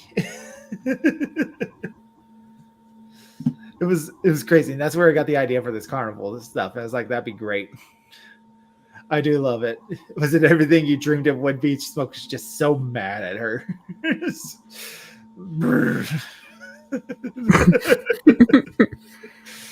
was worth it. I love it. You've gotten so good with the facial expressions. I'm really looking forward to the reboot, What You Do. Yeah, me too. Oh, this one was just a great gag. I was like, I can't do a carnival without seeing mirrors into a hall of mirrors. Mirrors, we are working, not playing. It's just this. You probably had a lot of fun with this. I did. Really, I feel right at home. And then, of course, this was my favorite way to end it. It's like the little tunnel of love. It's just like, I remember this one didn't go over well. Like somebody asked me, are they having? And it's like, no, that was not the point. It's like, good gracious, how are they going at it? Your childhood was a lie. Number 81, we're back in Halloween again. Just boo, doesn't work. It's hideous. All right, costumes this time. Oh yeah, we did. So I told you I wanted I remember this one specifically. I want Frankenstein's monster for Smoke and Dr. Frankenstein for Mirrors, because this is actual costumes me and my wife had put on before. This one was great. Oh, nice. Yeah, it's great. And this is the introduction to Hocus and Pocus. All right, and I told you I just wanted to set a twin rabbit girls and base them off the girls from The Shining.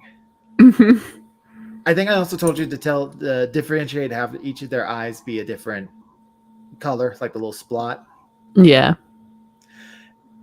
Show it. Oh, my wife really wants me to show the picture. All right, hold on.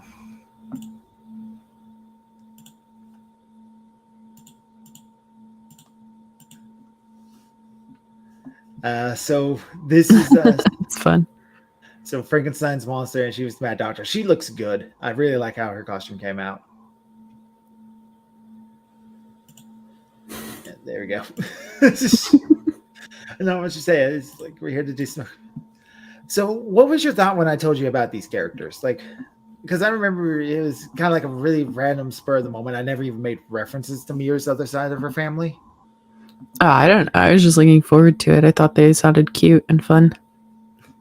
It's like I wanted them to have the little creepy talking sync twin moment. And then, of course, we have Cupid as the little robot. I think Yeah, I told you to do that because it's in the script. Mm-hmm. So I love the idea of Smoke taking the kids out to go trick or treating. That was a fun little idea.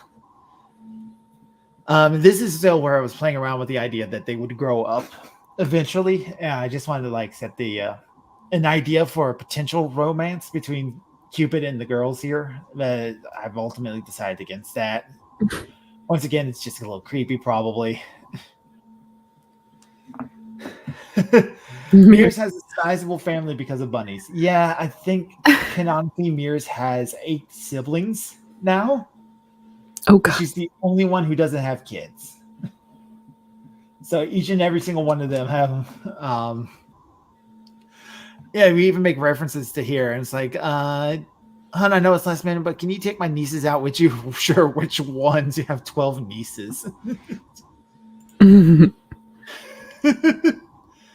It's great. Keep it little. Those girls are weird. All girls are weird, which is very true. Whoa, now. Don't deny it. Oh, I love the costume for Clover. Because I told you just goth princess. And this is what you did. It's great. I love it. I'm only sad that we don't have Jewel in this Halloween, because I'm sure you would have done something cute with her outfit too. We like The Halloween ones are fun, for sure. Oh yeah, because you just like dressing them up, don't you? I do. Can we be pretty like you when we grow up? Oh, you two are just adorable. I bet someone like you gets lots of boyfriends, and it's just like, oh, let me tell you about boys. One moment he's calling you all sorts of sweet things, and then he stands you up. It's like, Clover just can't get a win. And then of course ends it here with this sweet little wand. Just like, oh, just sitting there watching scary movies asleep on the couch. With all the candy around him. Yeah. This is the poem. Oh yeah, another serious one. Another serious one. I think we did a lot better this time. So the poem is, I think it's called "Measure of a Man." I can't remember what it was, but I was really deep into listening to motivational poetry at this point, and I was like, I just want to do something with that with Smoke and Mirrors. It also goes a little bit more into the backstory of Smoke, Jewel, and Clover, because I wanted to be like Mirrors is the only one who really had like a really good childhood or had it really off. Well, Jules isn't so much a bad childhood. She had a good childhood too, but it's like more of the relatable struggle of just like the struggling artist for her. Mm. So we have Cupid practicing a trick called the zombie ball. And I went through great detail telling you about this trick and like what I needed it to look like. Yeah. Yeah. And so this is the first time we introduced the idea that Clover was a pageant girl. And because I was thinking like what would be something terrible that would be still working with the stage, and like the treatment little girls get pageant girls is just, it's kind of sickening. It really, yeah. It really is. I mean, I'm sure that show that they did, Toddlers and Tiaras, dressed it up a lot for TV to like make it worse than it was at points. But oh yeah, but I mean, like, there's still some things. Just because I work in like theater and entertainment circles, I hear whole sorts of horror stories. right. Just like the pressure that's put on these toddlers to perform. Yeah, like literal children. Like, come on. And most adults crack under this type of pressure. Yeah.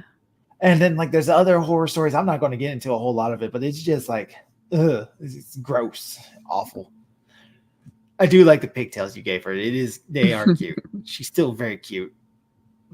And then we have Jewel, like her first day in the city, and then we have Smoke just running away from home.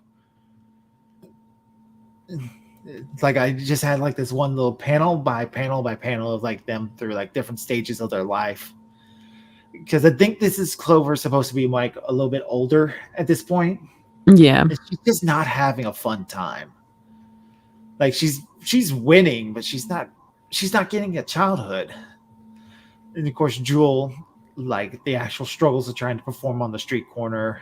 And And then, of course, Smoke and just the harshness of life. I think I made a big deal about not showing Smoke's father, at least not his face. Mm-hmm. Of course, Goth magazine. I do love the look he gave Clover's mother. Because it's the second time we've ever seen her. The first time in the comics, because Clover's mother makes an appearance as a judge in the one-off, but that's non-canonical. So Yeah. because that back then that was like Clover Direction was the full name, so she's Miss Direction. Stick leg supremacy, of course. And of course, I do love what you did with Jewel here. Like I told you, make her look a little rough. Like she's been living on the street for a little bit now. And it's just like, gosh, this is a sad moment here. She's turning in and selling all her juggling stuff. And I wanted this to be like how Jewel met Smoke and Mirrors, and it's just Herman being a good guy again. Like I really wanted to hammer that home. Like this is a good dude. It's like he sees what she's going through, and he's like, "No, I'm not going to take this stuff from you. You got too much skill. You work too hard just to give up." In this scene here, because I told you, like, I wanted it to be obvious that they just walked in on Smoke and Mirrors and having a moment. She's just like, okay. And then, of course, Smoke is a kid being sad. Clover leaving, Jewel getting to juggle, filling out the file of police, and then Cupid trying again. It's like I really wanted to hammer this one home, and I think we did a great job with this one. Yeah. Number 90 is another Christmas one. This is when we had David Aragon draw the comic. He went his own way with this style. Yeah. He just went like kind of like what I did with the 69 one. Yeah. Full curry. Very much. I do like Mir's outfit that he gave her, like the little Christmas bathrobe guy going on here. Yeah, it is cute. Because that was I love the little chimney. He put in a lot of little details in here. I love it, like the stockings. Mm-hmm. It just ends with a simple gag because I told him have mirrors and something good looking because I know how he draws women. Sure. You're gonna have him draw one, might as well, Yeah, might as well. And that it plays with the gag because like the idea is like, oh, they're gonna have fun. And no, she baked them cookies. Mm-hmm. She baked them cookies. That's the joke.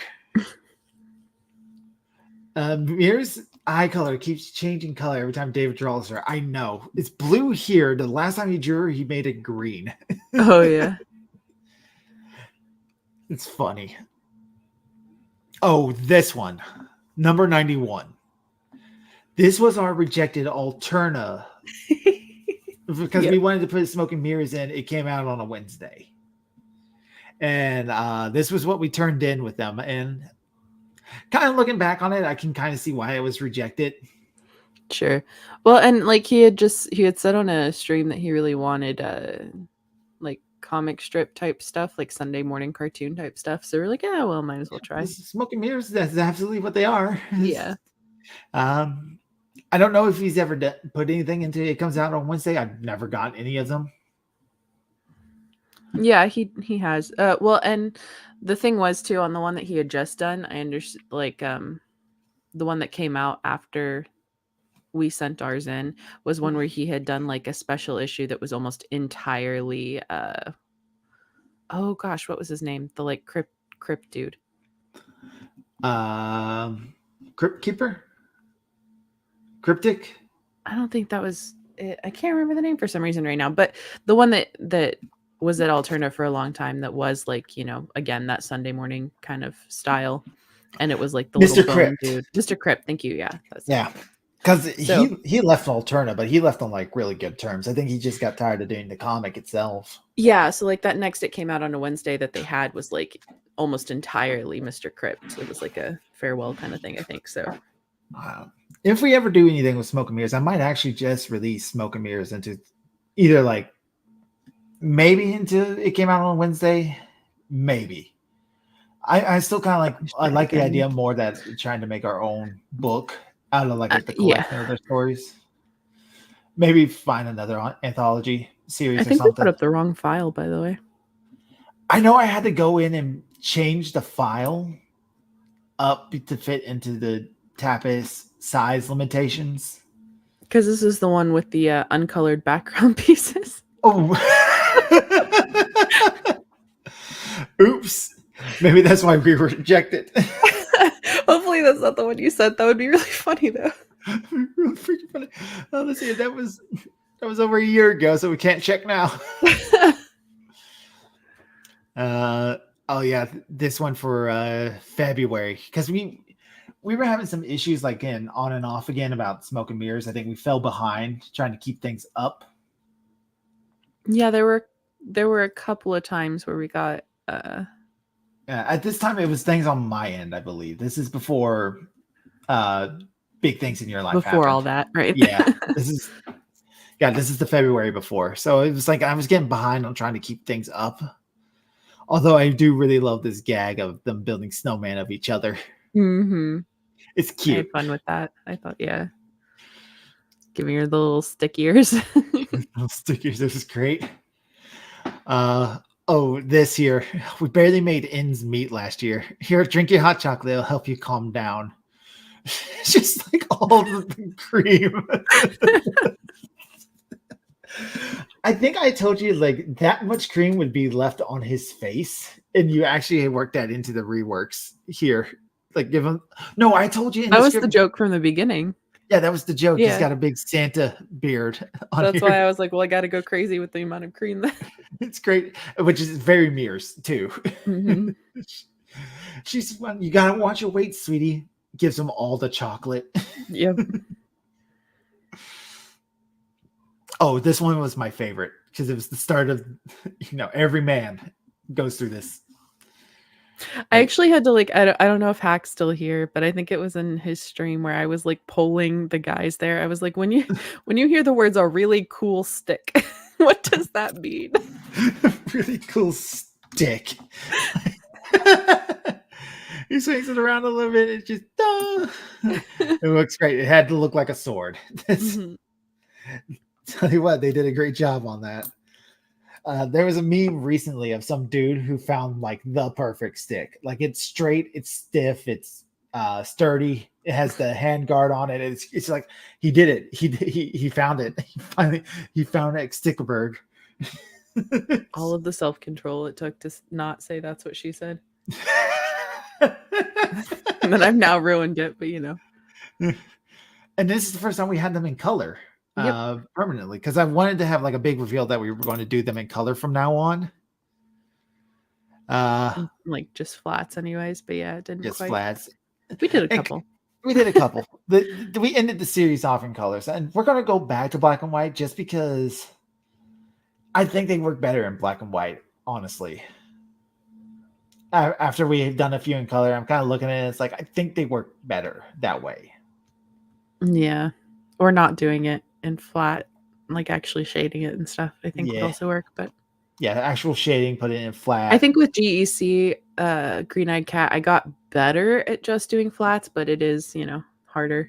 Yeah, like everything. Number 95. This is great. Evil wizard, return thy fair princess, and I will spare your life. Yeah. Just Smoke and Mirrors are so confused. I was like, Smoke is like, he's instantly in on this. I just love it. I love the little princess dress you drew, Mirrors. Because I think I told you she needs the princess dress with the cone hat. That was all I told you. And I love the wizard outfit you gave Smoke. He looks so cool. Oh, Sir Cupid, save me. Help me, you're finished, foul wizard. Just having all the fun. What are you guys doing? I think this is my favorite line of dialogue I ever wrote. The evil wizard has summoned an ugly and smelly dragon to fight me. Just like, damn, Cupid. I think you said that this is your favorite thing you ever drawn for Smoke and Mirrors. For Smoke, I had fun with this, like her breaking out of the panel. What you call me? Get back here, you little pipsqueak. And alas, our fair night was bested in combat. Okay. Set running for the hills, crying for his mother. I just love that out of context, you could tell the dragon is still Clover. Mm. It's got her eyes and stuff. That was a really nice detail. Yeah, I tried to give it like the dramatic black eyeshadow or whatever. Yeah, it's like, what did you call me? Get back here, you little pipsqueak. It's just Clover just can't get a win. Oh, this is probably one of my most favorite jokes. It's like Smoke is just being such an egotistical jackass. I decided to introduce the Employee of the Month competition. A winner receives a gift card to Svengoli's Pizza. I've renamed the pizza place at this point. But I'm just a volunteer. And the Magic Shop's first ever Employee of the Month is Smoke.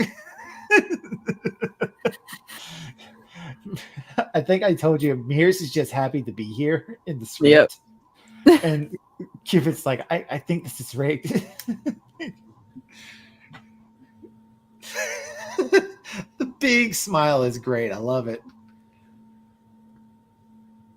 And then, of course, we had the party here. I remember I told you have to make the pizzas all different sizes. Yeah. Pizza is here. Small 5-cheese blend for Cupid. Thank you to my wife again, because I was not giving Cupid a cheese pizza despite him being a mouse. Medium supreme for Jewel. You can tell a lot about a character about what type of pizza they eat, I think. Medium pepperoni and sausage for Mears. Mears has the most basic pizza. Jules gets all the works. Cheese pizza for the picky kid. And an extra large stuffed crust meat lovers for me.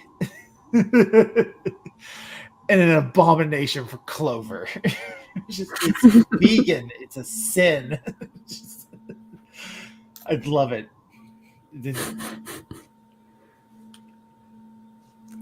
One of my Clover panels in a moment.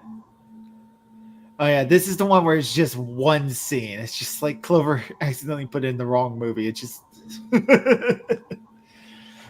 Clover, I didn't know you liked that stuff. Cupid, shield your eyes. I don't get it. She's okay.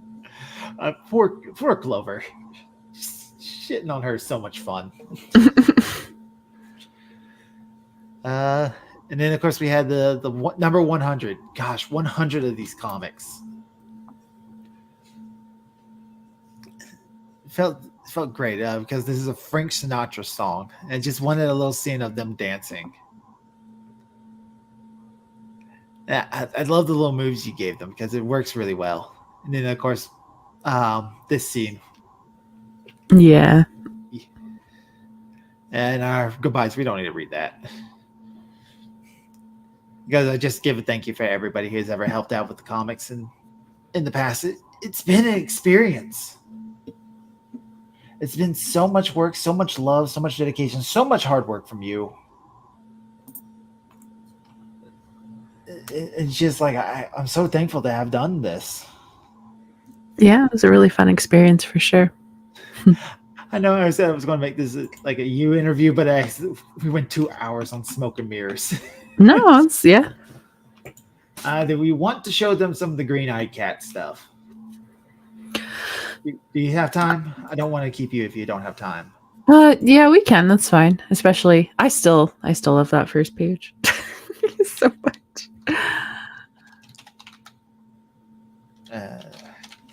It's been so long since I got on the coffee. I'm not logged in.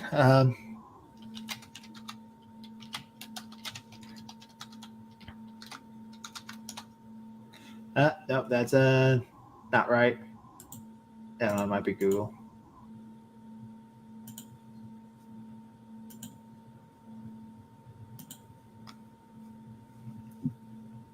If this doesn't work, no, I'll have to log into coffee at another time. But I got the raw files here, so I'll just show them from the folder. Mm-hmm.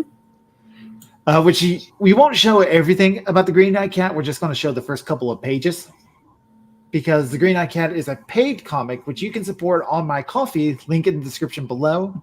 All that money goes into helping pay artists like Miss Serin and Erie for the comic work they do for me. All of that money goes to that and that alone. So let's hear. Here it is.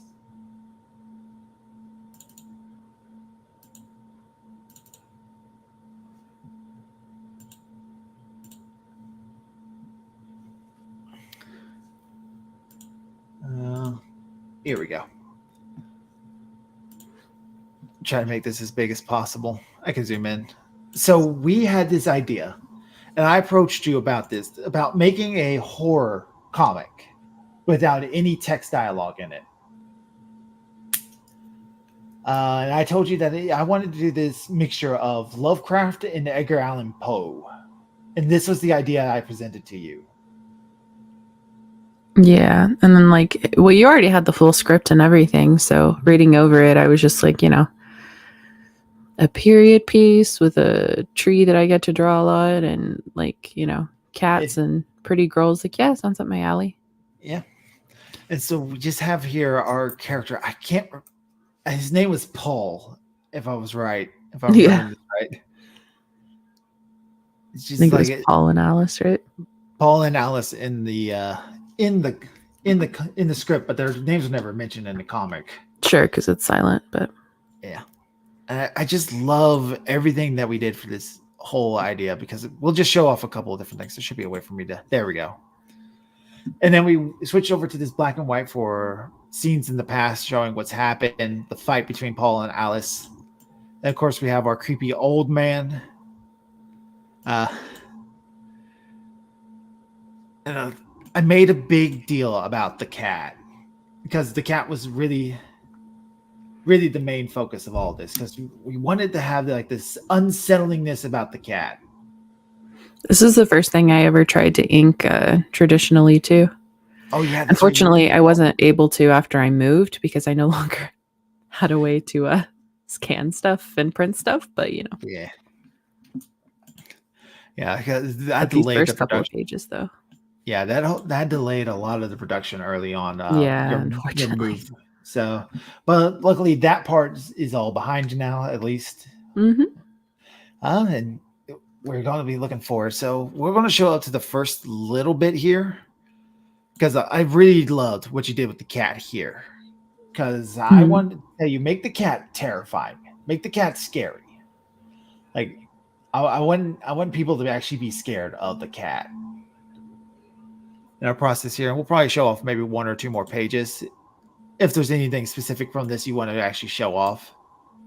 So yeah, no, I think probably up through here is probably good, but yeah, I think this is the good part because this is where the comic really takes off. It's like right after this page. So yeah, I think this is really your best work you've ever shown me. I don't know what you've done outside of this. Yeah, thank you. But it's done really well, and I love it. So if you want to read The Green-Eyed Cat, you can follow the Ko-fi link below. Let's go talk about the Smoke and Mirrors reboot. I should have those files handy. If not, you probably do Smoke and Mirrors. Right. So which do you think we should show off first? Because I got the 4 ref sheets here. Do you want to start with the background characters and end with Smoke and Mirrors review? Or do you want to start with Smoke and Mirrors first? Oh, doesn't matter to me. Just whatever way you want to do it. We'll start with Spade. Okay. I really like his design.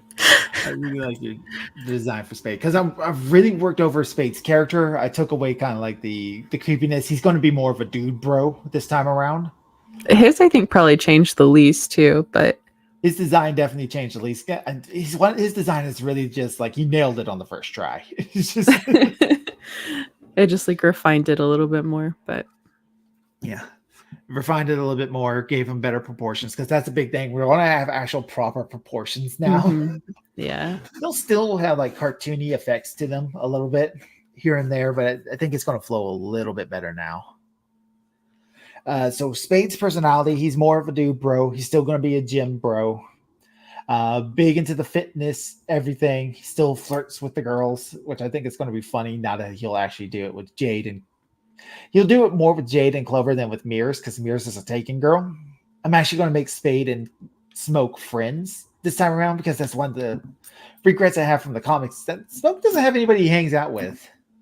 Mm. He didn't skip leg day this time. He does leg day every other day. Yeah, he does it occasionally. He definitely prefers, chest and arm day, but Chest, arm, forehead, evidently. forehead workouts. He just beats it against a brick wall. Yeah, that's how it's done. He's going to be stupid. He's going to be funny. He's not going to be very bright. But he's going to be like a nice himbo now. Nice himbo. Jewel, I'm sorry. We're going to show Clover next because I think Clover is my favorite redesign. Clover's definitely the favorite redesign. I mean, look at this. Yeah, I was really happy about this one. Yeah. And I finally solved the leg problem. Finally solved the leg problem. Like it still looks bird-like, but Like it's great. I love because I told you I just wanted a couple of expressions. You decide what expressions you were going to do. Immediately went for hearts. Right, because it's Clover. It's Clover. She's going to be boy crazy, everything. I know we had a couple of issues with the tail feathers. Yeah, we tried a couple different things. Yeah, we kind of ultimately decided upon this like little almost cone-like shape. Because I kind of wanted the tail feathers to be a little bit longer, but you kind of pointed out that makes the design look a little weird.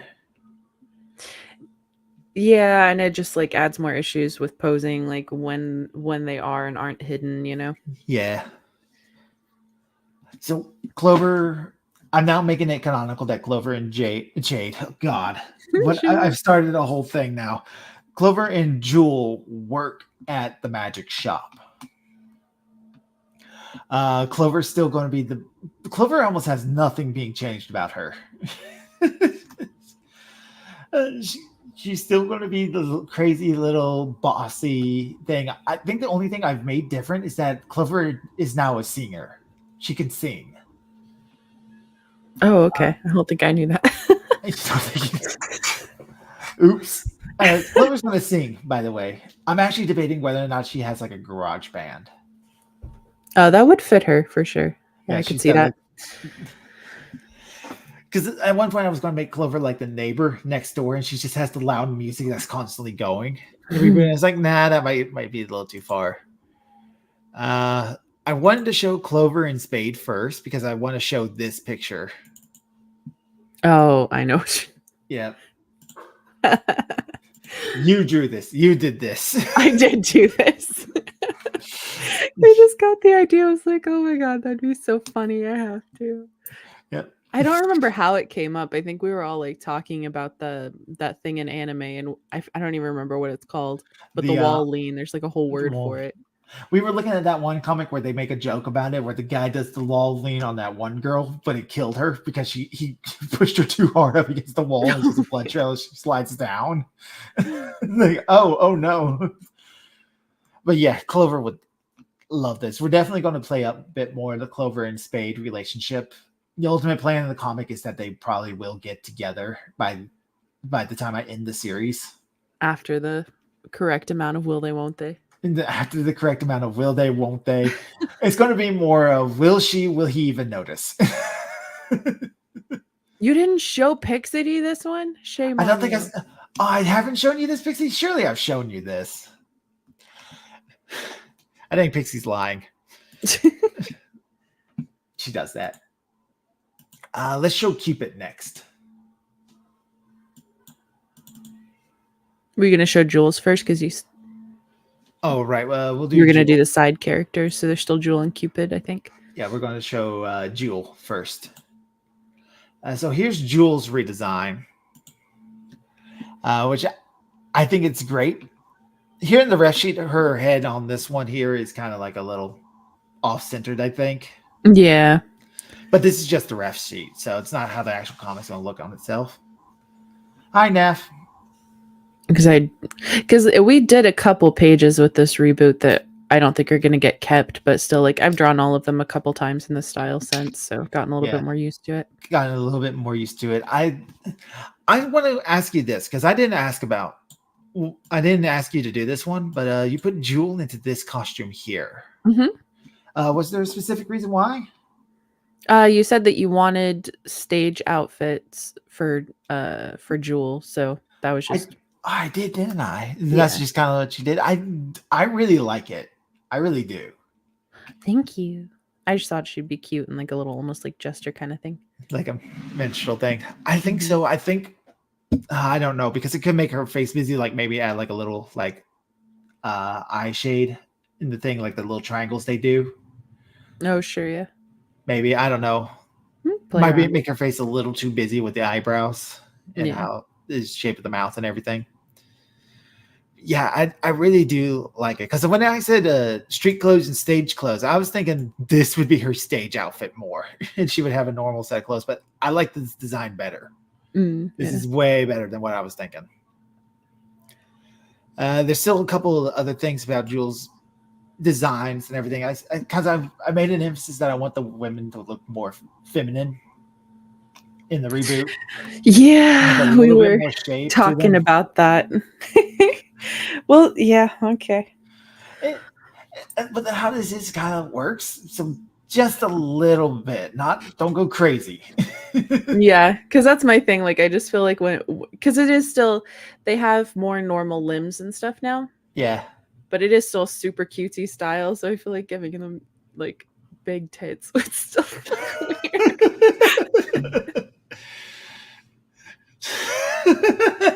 Well, you wonder why husbands say, hey, look, if God didn't like them to be enjoyable, they wouldn't look so good. All right. Don't blame me, blame God. That's blasphemy. I don't know, because I don't want to give up the cute style, but I think you nailed it with Clover's look. Like the style I really want to go for this. You really nailed it with Clover. Because she has a little bit of shape to her. She kind of does. A little bit, yeah. Yeah, so kind of something like that. She's still almost completely flat, though. Yeah, well, that's the joke with Clover. Oh, fair enough. Thank you, Neff. Yeah, you did really good. So I will say that Clover kind of looks like she doesn't match the other ones with the designs, but I'm wondering if that's just because she's a bird with the wings. Yeah, I was gonna say it's hard to make her match exactly when everybody else is like a cutesy little mammal, and then she's the only bird. She's the only bird. We'll add more birds and reptiles into the rewrites of the scripts. Yeah, because there's a side character you drew in the pages that are going to get scrapped that was a possum. Yeah. All the babies, and you just went nuts on that one. I had a lot of fun with that, and the pig too. Oh, the pig is great. The pig is going to show back up. Oh, good. The pig and the possum are definitely going to show back up. I think the raccoon's going to show up too. Here's Cupid, which I still think is the cutest thing ever, but Crow wants me to make him older, so okay. Make him a little bit older, but he's so cute. You know, so I don't want to lose it. He's adorable. But at the same time, he looks like he would be speaking in uwu because he's a toddler. I don't know if you size him right against everybody else, that might fix a huge portion of the problems. Yeah, because I really love the design. I just love the way he looks. Like, thank you, Neff. Plus, like, he's a mouse, so I feel like that kind of feeds into the joke. Like, if he is supposed to be like 10 years old, but he looks like he's like 5. Yeah, I'm 10 years old. That's give him like a little bit of like a a Napoleon complex. There you go. Which is going to be funny because I have determined that I'm going to introduce Cupid's mother and his 2 aunts that are going to be running the cafe, so they'll show up occasionally as like a tertiary character. Sure. Mostly like, hey, Smoke, can you babysit Cupid for me today while I'm going out or do something? Things like that. It's like they'll be there for a panel every now and then. And I'm so, 10 years old. Sure. Yeah, I get sure, you're a kid. it. Dad, you can't treat me like this. I'm 16 now, but you still treat me like a little kid. Have you seen that clip from Phineas and Ferb? Yeah. It is adorable. Doofenshmirtz, best dad. Evil scientist, still best dad. But yeah, I actually like that. That's warmed the design up to me. Maybe don't change it. Okay. How much work have you done? Oh, I've made like the whole new redesign. Here it is. Don't change it. Go back to the original. All right. Let's show off Mirrors now. So here's Mirrors redesign. And I love it. I love the bows are different colors for every one of the heads. So because I said like we can change the fashion up every now and then if you want. Mhm. They have like actual different clothing they wear, but that's all up to you on how hard you want to work on that drawing. Yeah. No, for her, I really do kind of like the idea of doing different because I can keep things pretty simple. Like she's relatively simple herself. So, just even switching t-shirts or having like a little sweater occasionally or whatever. Yep. And we canonically have Mirrors loving playing dress up. Right. What was with the Thank you, sad man. face? I don't know. I just needed another expression. And I I was like, I want to give her a little blue bow. And I'm like, blue is a sad color. Blue is a sad color because blue is sad right now. Yeah, you were fine at this point. I do love the little halter top, the little high waist shorts. Yeah. She's so stylish. The girls are so stylish. I love that. I do know I had to tell you about put her in a dress because you put her in a leotard originally. Did I? I don't remember. Yeah, you did. You had her in like a leotard, and then I told you, nah, Mears is a little. She likes playing dress up, but she's a little bit more conservative in style than that. Mm-hmm. So put her in a dress. Then we have, I don't know what this screenshot is. Oh, that's something totally else. It's not even supposed to be in this folder. Here we have Smoke. I love it. All the girls are really, really stylish and cute with their outfits and everything. Smoke, t-shirt, and jeans. Yep. He's a Well, because very- like I felt like that made sense for him. Like he's super bombastic and stuff when he's on stage. Got like the whole 3-piece suit or whatever. yeah. It's just But then like off stage, off stage, t-shirt, jeans. He's comfortable. He's not even wearing shoes. He's got socks on. But I do love his outfit. That's great. Like you got the 3-piece suit, everything, the wand. He looks great. Thank you. I like him too. I'm excited. Little facial expressions. And his fang is back too. Yeah, his little tooth. His little tooth. Face, teeth. Yeah, I think the redesigns, you did really good. Unintentionally looks like you, husband, not G. Thanks. Thank you, Neff. So I'm really excited. I'm really eager to get back into it. I think it's 4 scripts already done and written up. And just when the funds are there, we're getting started. Do you want to show some of the pages that? Oh yeah, the reject pages. Right, Yeah, because we ended up we're not doing this script, but I had gotten a couple of pages in. I do. Let me check to make sure I have them actually on the computer, and if not, you probably have them on yours. Oh yeah, let me see. I can start finding them. I do not seem to have them on the computer right now. So if you have them, could you show them? Yeah, I don't think I have them all in like one single folder though. So let me see. I mean, they're all in like a big smoke and mirrors folder. It's not like organized. It's not organized. Everything's called something weird. Yeah, pretty much. And nothing seems to be in order. Okay, let's see. Who needs organization? That's for people who aren't creative. There's the sketch. Where's like the final? Thanks, Neff. She really did do a good job with the redesigns. Once again, I have to say Clover's best redesign. I love what you did with her hair. The little feather hair she has, like that Oh windswept yeah. back look. It kind of makes her look a little bit like a rocker. Not gonna lie, Yeah, well, that was kind of what I kind of was the going point. for. Oh, in terms of personality changes while you're pulling that up, Jules probably getting a little bit of the strongest change because most people aren't. I feel like Jewel in the original run of comics doesn't have any flaws. Mm. Then again, she's usually playing a supportive motherly role. So I just thought of playing with the idea of what if she's the most vain of them? Like she's still the mom of the group, but she's the one who takes offense the most easiest to things.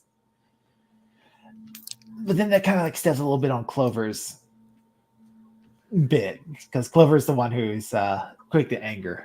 There's the first page. It's the first page, yeah. Because the whole point of this idea was like we done how Smoke and Mirrors met, we done how Jewel met them. This whole comic was going to be how did Clover meet the group, and so I love this. I love the way it was looking. Everybody, the build up, the magic shop. The magic shop's getting a bit of a redesign, more shells, more angles. We'll see it more than just a counter in the stage. Right. When we changed the counter too a little bit. Yeah, I don't know if we're gonna keep that or whatever, but we'll have some not a parts little. of it.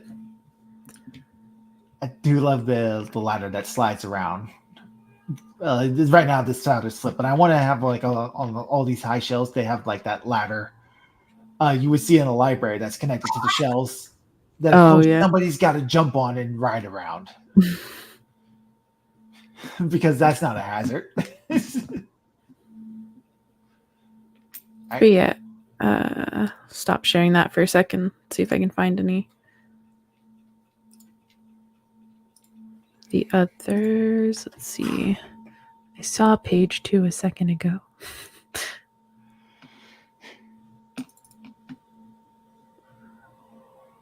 It doesn't have lettering, but that's probably okay. That'll be fine. We're not reading it out right now, so Actually, I think this is just a sketch. Hold on. I'll probably take that script and rework it back into the actual run of the comics. Yeah. Because right now, in terms of the comics that I have written up, I have one where Mears has a little bit of makeup accident. That's going to be our big first one. I have one where Clover goes to the gym and meets Spade. That's going to be fun. One of them is Smoke eating cookies. That's going to be a big dramatic one because Jewel and Clover are going to think Smoke's cheating on Mears. But it's just Smoke eating cookies. He's cheating on his diet. There you go. I want to write one where they're doing a play of the Wizard of Oz. I'll write the pig. Like, just make him the biggest, grossest, nastiest guy you possibly could. And you're like, well, he's got to be a pig then. Naming convention on the chips is great. Chips. Chips. Not even like barbecue chips or No, just chips. I do love Smoke shielding Mirrors with the clipboard there. Just like oh, the facial expressions in the second one. That really sells just how bad this guy smells. The flies and everything. He's gonna be fun to come back. He's gonna be an antagonist at some point. Ooh. And then hold on, I'll find the possum one real quick. I want to write a Smoke and Mirrors, a couple of them where they do plays. Like the characters are playing as characters in stories. I want to do a Wizard of Oz. I want to do a Snow Queen, just because that has a bit of backstory with you. Sure. I want to do Peter Pan now that the play is in public domain. Also, just because Peter Pan is one of those plays where nothing ever goes right, even if it looks like it is. Macbeth, obviously, because of the joke that you can't say Macbeth while doing Macbeth. I want to do a couple of other ones. I have an idea for an April Fool's comic where it's an alternate reality of the characters, but they're gender bent. Interesting. So it would just be like it'd be for a joke. It's just April Yeah. Fool's. So like it's just like, what would these characters be like if it was the other way around? I'm calling that one Vapor and Glass because I think that'd be great. You'll kind of get to draw mirrors back in Smoke's outfit again. So, I can't find the lettered one, but so there's like awkward blank pages where the bubbles are going to be, or blank spots. it'll be fine. Yeah, hold on, let me. Because, like I said, we're not reading this one, and I definitely want to rework that one because I do want to do the story of how they met Clover.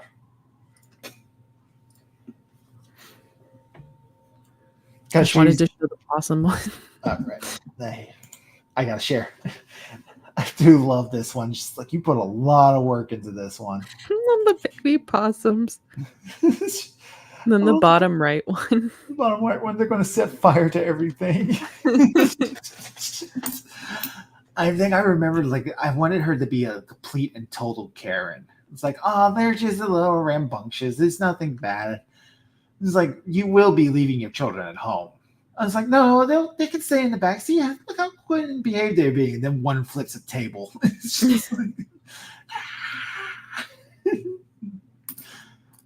they've knocked down one of the stage lights. They've got one hiding up in the cords. They're looking at the audience members. It's great. I love it.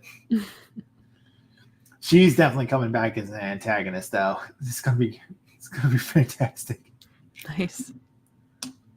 Because the Smoke and Mirrors have got to do a show where they are performing for these kids. But yeah, we got 5 pages into that total. Yeah. We only got 5 pages. Thought we got into the 6 page. I don't think so, because I think we stopped at the one where we introduced Clover, and that was page 5. Oh, that was page 5. Because I remember us doing a joke with the cheetah and a tortoise.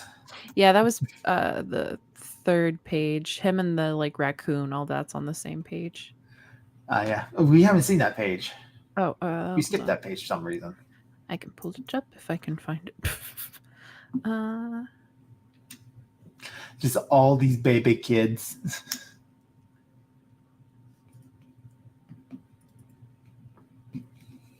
Oh yeah, there it is. Okay, 2%.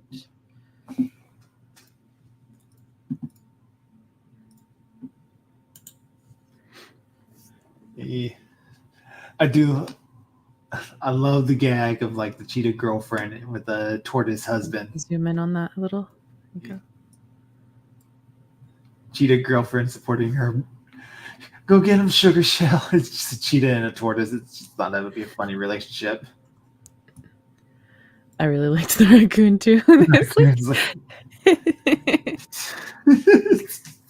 He has all the stuff like sticking out of his clothing. It's great.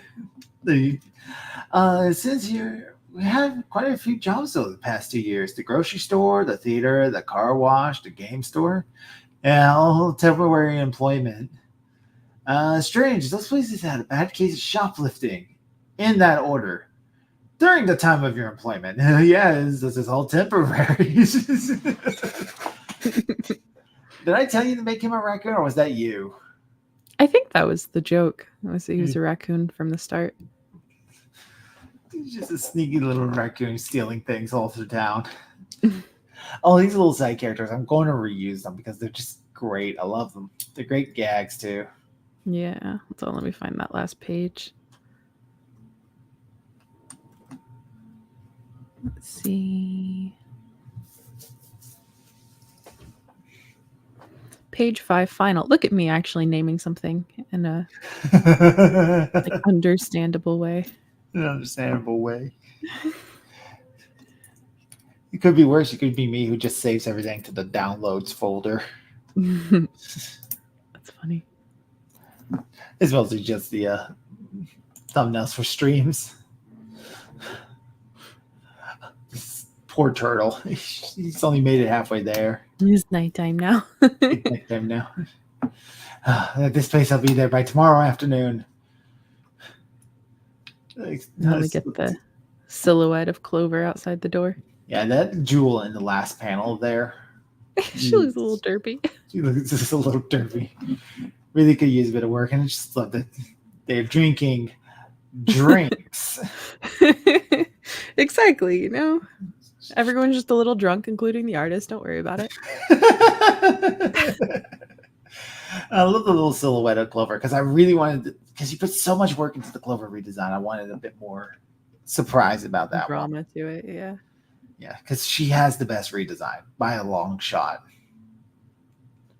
I think it might just be the best because it's the most extensive. Everybody still kind of looks the same except for Clover, who has gone through a lot of changes. Yeah, Clover definitely ended up changing the most because she kind of had to for a more detailed style because she was literally just like a circle. She's a circle and a rectangle. Yeah, like a circle, a rectangle with two ovals and two other rectangles sticking off of her. Yeah. I do like I think I will have a reference at some point. They will have dolls made of them, and it will be the old designs. I want to see if I can try to squeeze that in there. Just little plushes. Yeah. Yeah, little plushes. And Clover just hold hers. It's like, this looks nothing like me. Yeah, a lot of plans. I really hope I can get this started by at least November this year. That's the idea. To have the first one out because it's going to be issues, 10-page issues for about each one of them. That's the plan right now. Like 10-page story arcs, little issues with a cover page. And I'm thinking I'm going to get that in color, so we'll at least have some color with them. Mm. It's going to be. I got so many plans, and it's going to go great. And I'm looking forward to it. I really am. Well, we've been going for over 2.5 hours now. I'm sorry to have kept you this long. I said we were going to do this for about an hour and a half at most. It's all right. Is there anything you wanted to bring up? Like any other projects you're working on or events? Anything? Not really. I mean, I am gonna stream a game that I'm running soon, but I'm not, because of the storms and stuff. Some of my players live in the affected areas, so I'm not sure if we're gonna start next Tuesday or the Tuesday after. Probably will be the Tuesday after, though. All right. And what type of game are you streaming? It is going to be a COC game, Call of Cthulhu. I've gotten you addicted. Anything you can tell us about the I game? miss Call of Cthulhu. I like that game a lot. We'll The way it runs. We'll do another Call of Cthulhu eventually. I have at least one more SCP game I want to run before I either throw in the towel or just do something different. Well, it works so well for it. Like, that's what I'm doing. It's an SCP one. Totally unconnected, but Totally unconnected. Except for the parts where it is. Right. Yeah. Stream schedule for me going to be a little bit up in the air. Monday is pretty much set that I'll have a BioShock at 5:30 over on the Twitch. Wednesday, I'm hoping to keep that time schedule late in the afternoon. We're not playing Liquid Crystal anymore because that game has severely pissed me off. Oh. The ROM hack has original characters put into it that run with competitive teams. Interesting. And on top of that, so I ran into one guy who was using a Quagsire and Electrobuzz. Both of them had leftovers. The healing item that heals you slowly over time. Yeah. And it's like, why is this a thing? Why is this rival replacing the original rival? And then on top of that, if you lose them, they mock you. So I wasn't particularly happy about that. So, yeah, it's time. I'm moving on to play Leaf Green. Okay. I might have to look at it though. That sounds interesting. Like it'd be more of a challenge, It is more of a challenge, but it wasn't what was told to me. I was told it's just going to be Crystal with some extra content added in at the end. I wasn't expecting the rival to get straight up replaced for a fight. Right. The Bagon Yeah, that one guy used a bag on a unevolved one of the dragon types, and it had double edge, and it's a really damn good Pokemon for that early Yeah. in the game. It's like, what the hell is this? Yeah, it does make it a little different when they have Pokemon that you're like nowhere near having access to, because you don't get dragons usually to like the very end as you're going through Long Victory Road. Yeah. It was some bullshit. They really come off as original characters, self-insert style players, especially because they're just poorly written as well. Mm. But I'm not here to talk about that. Leaf Green probably on Wednesday. Stardew Valley probably on Friday, depending on how work stuff goes with the new job hunt. But that's it for that. We expect new All American Red Squirrel coming soon, hopefully. Expect all new Adventures of Smoke and Mirrors coming soon, hopefully. Have you announced the other thing? The other secret project? Yeah. No, that one's going to have to be on hold a little bit longer until after work's definitely completely solves itself. I see. Yeah, but it will come eventually. It will come. It's already all written out, and some of the pages are already done. It's coming. It's coming. I don't plan to stop. That's the important thing to take away. I don't plan to stop, and it will be back soon. But that's it for me. Anything else, Miss Serin? I don't think so at the moment. All right. So with that, I will leave you all. I'm Dr. Crow. I've read a book once, and it's my goal to make you smile. We'll see you all next time. Bye-bye. But enough talk! It's more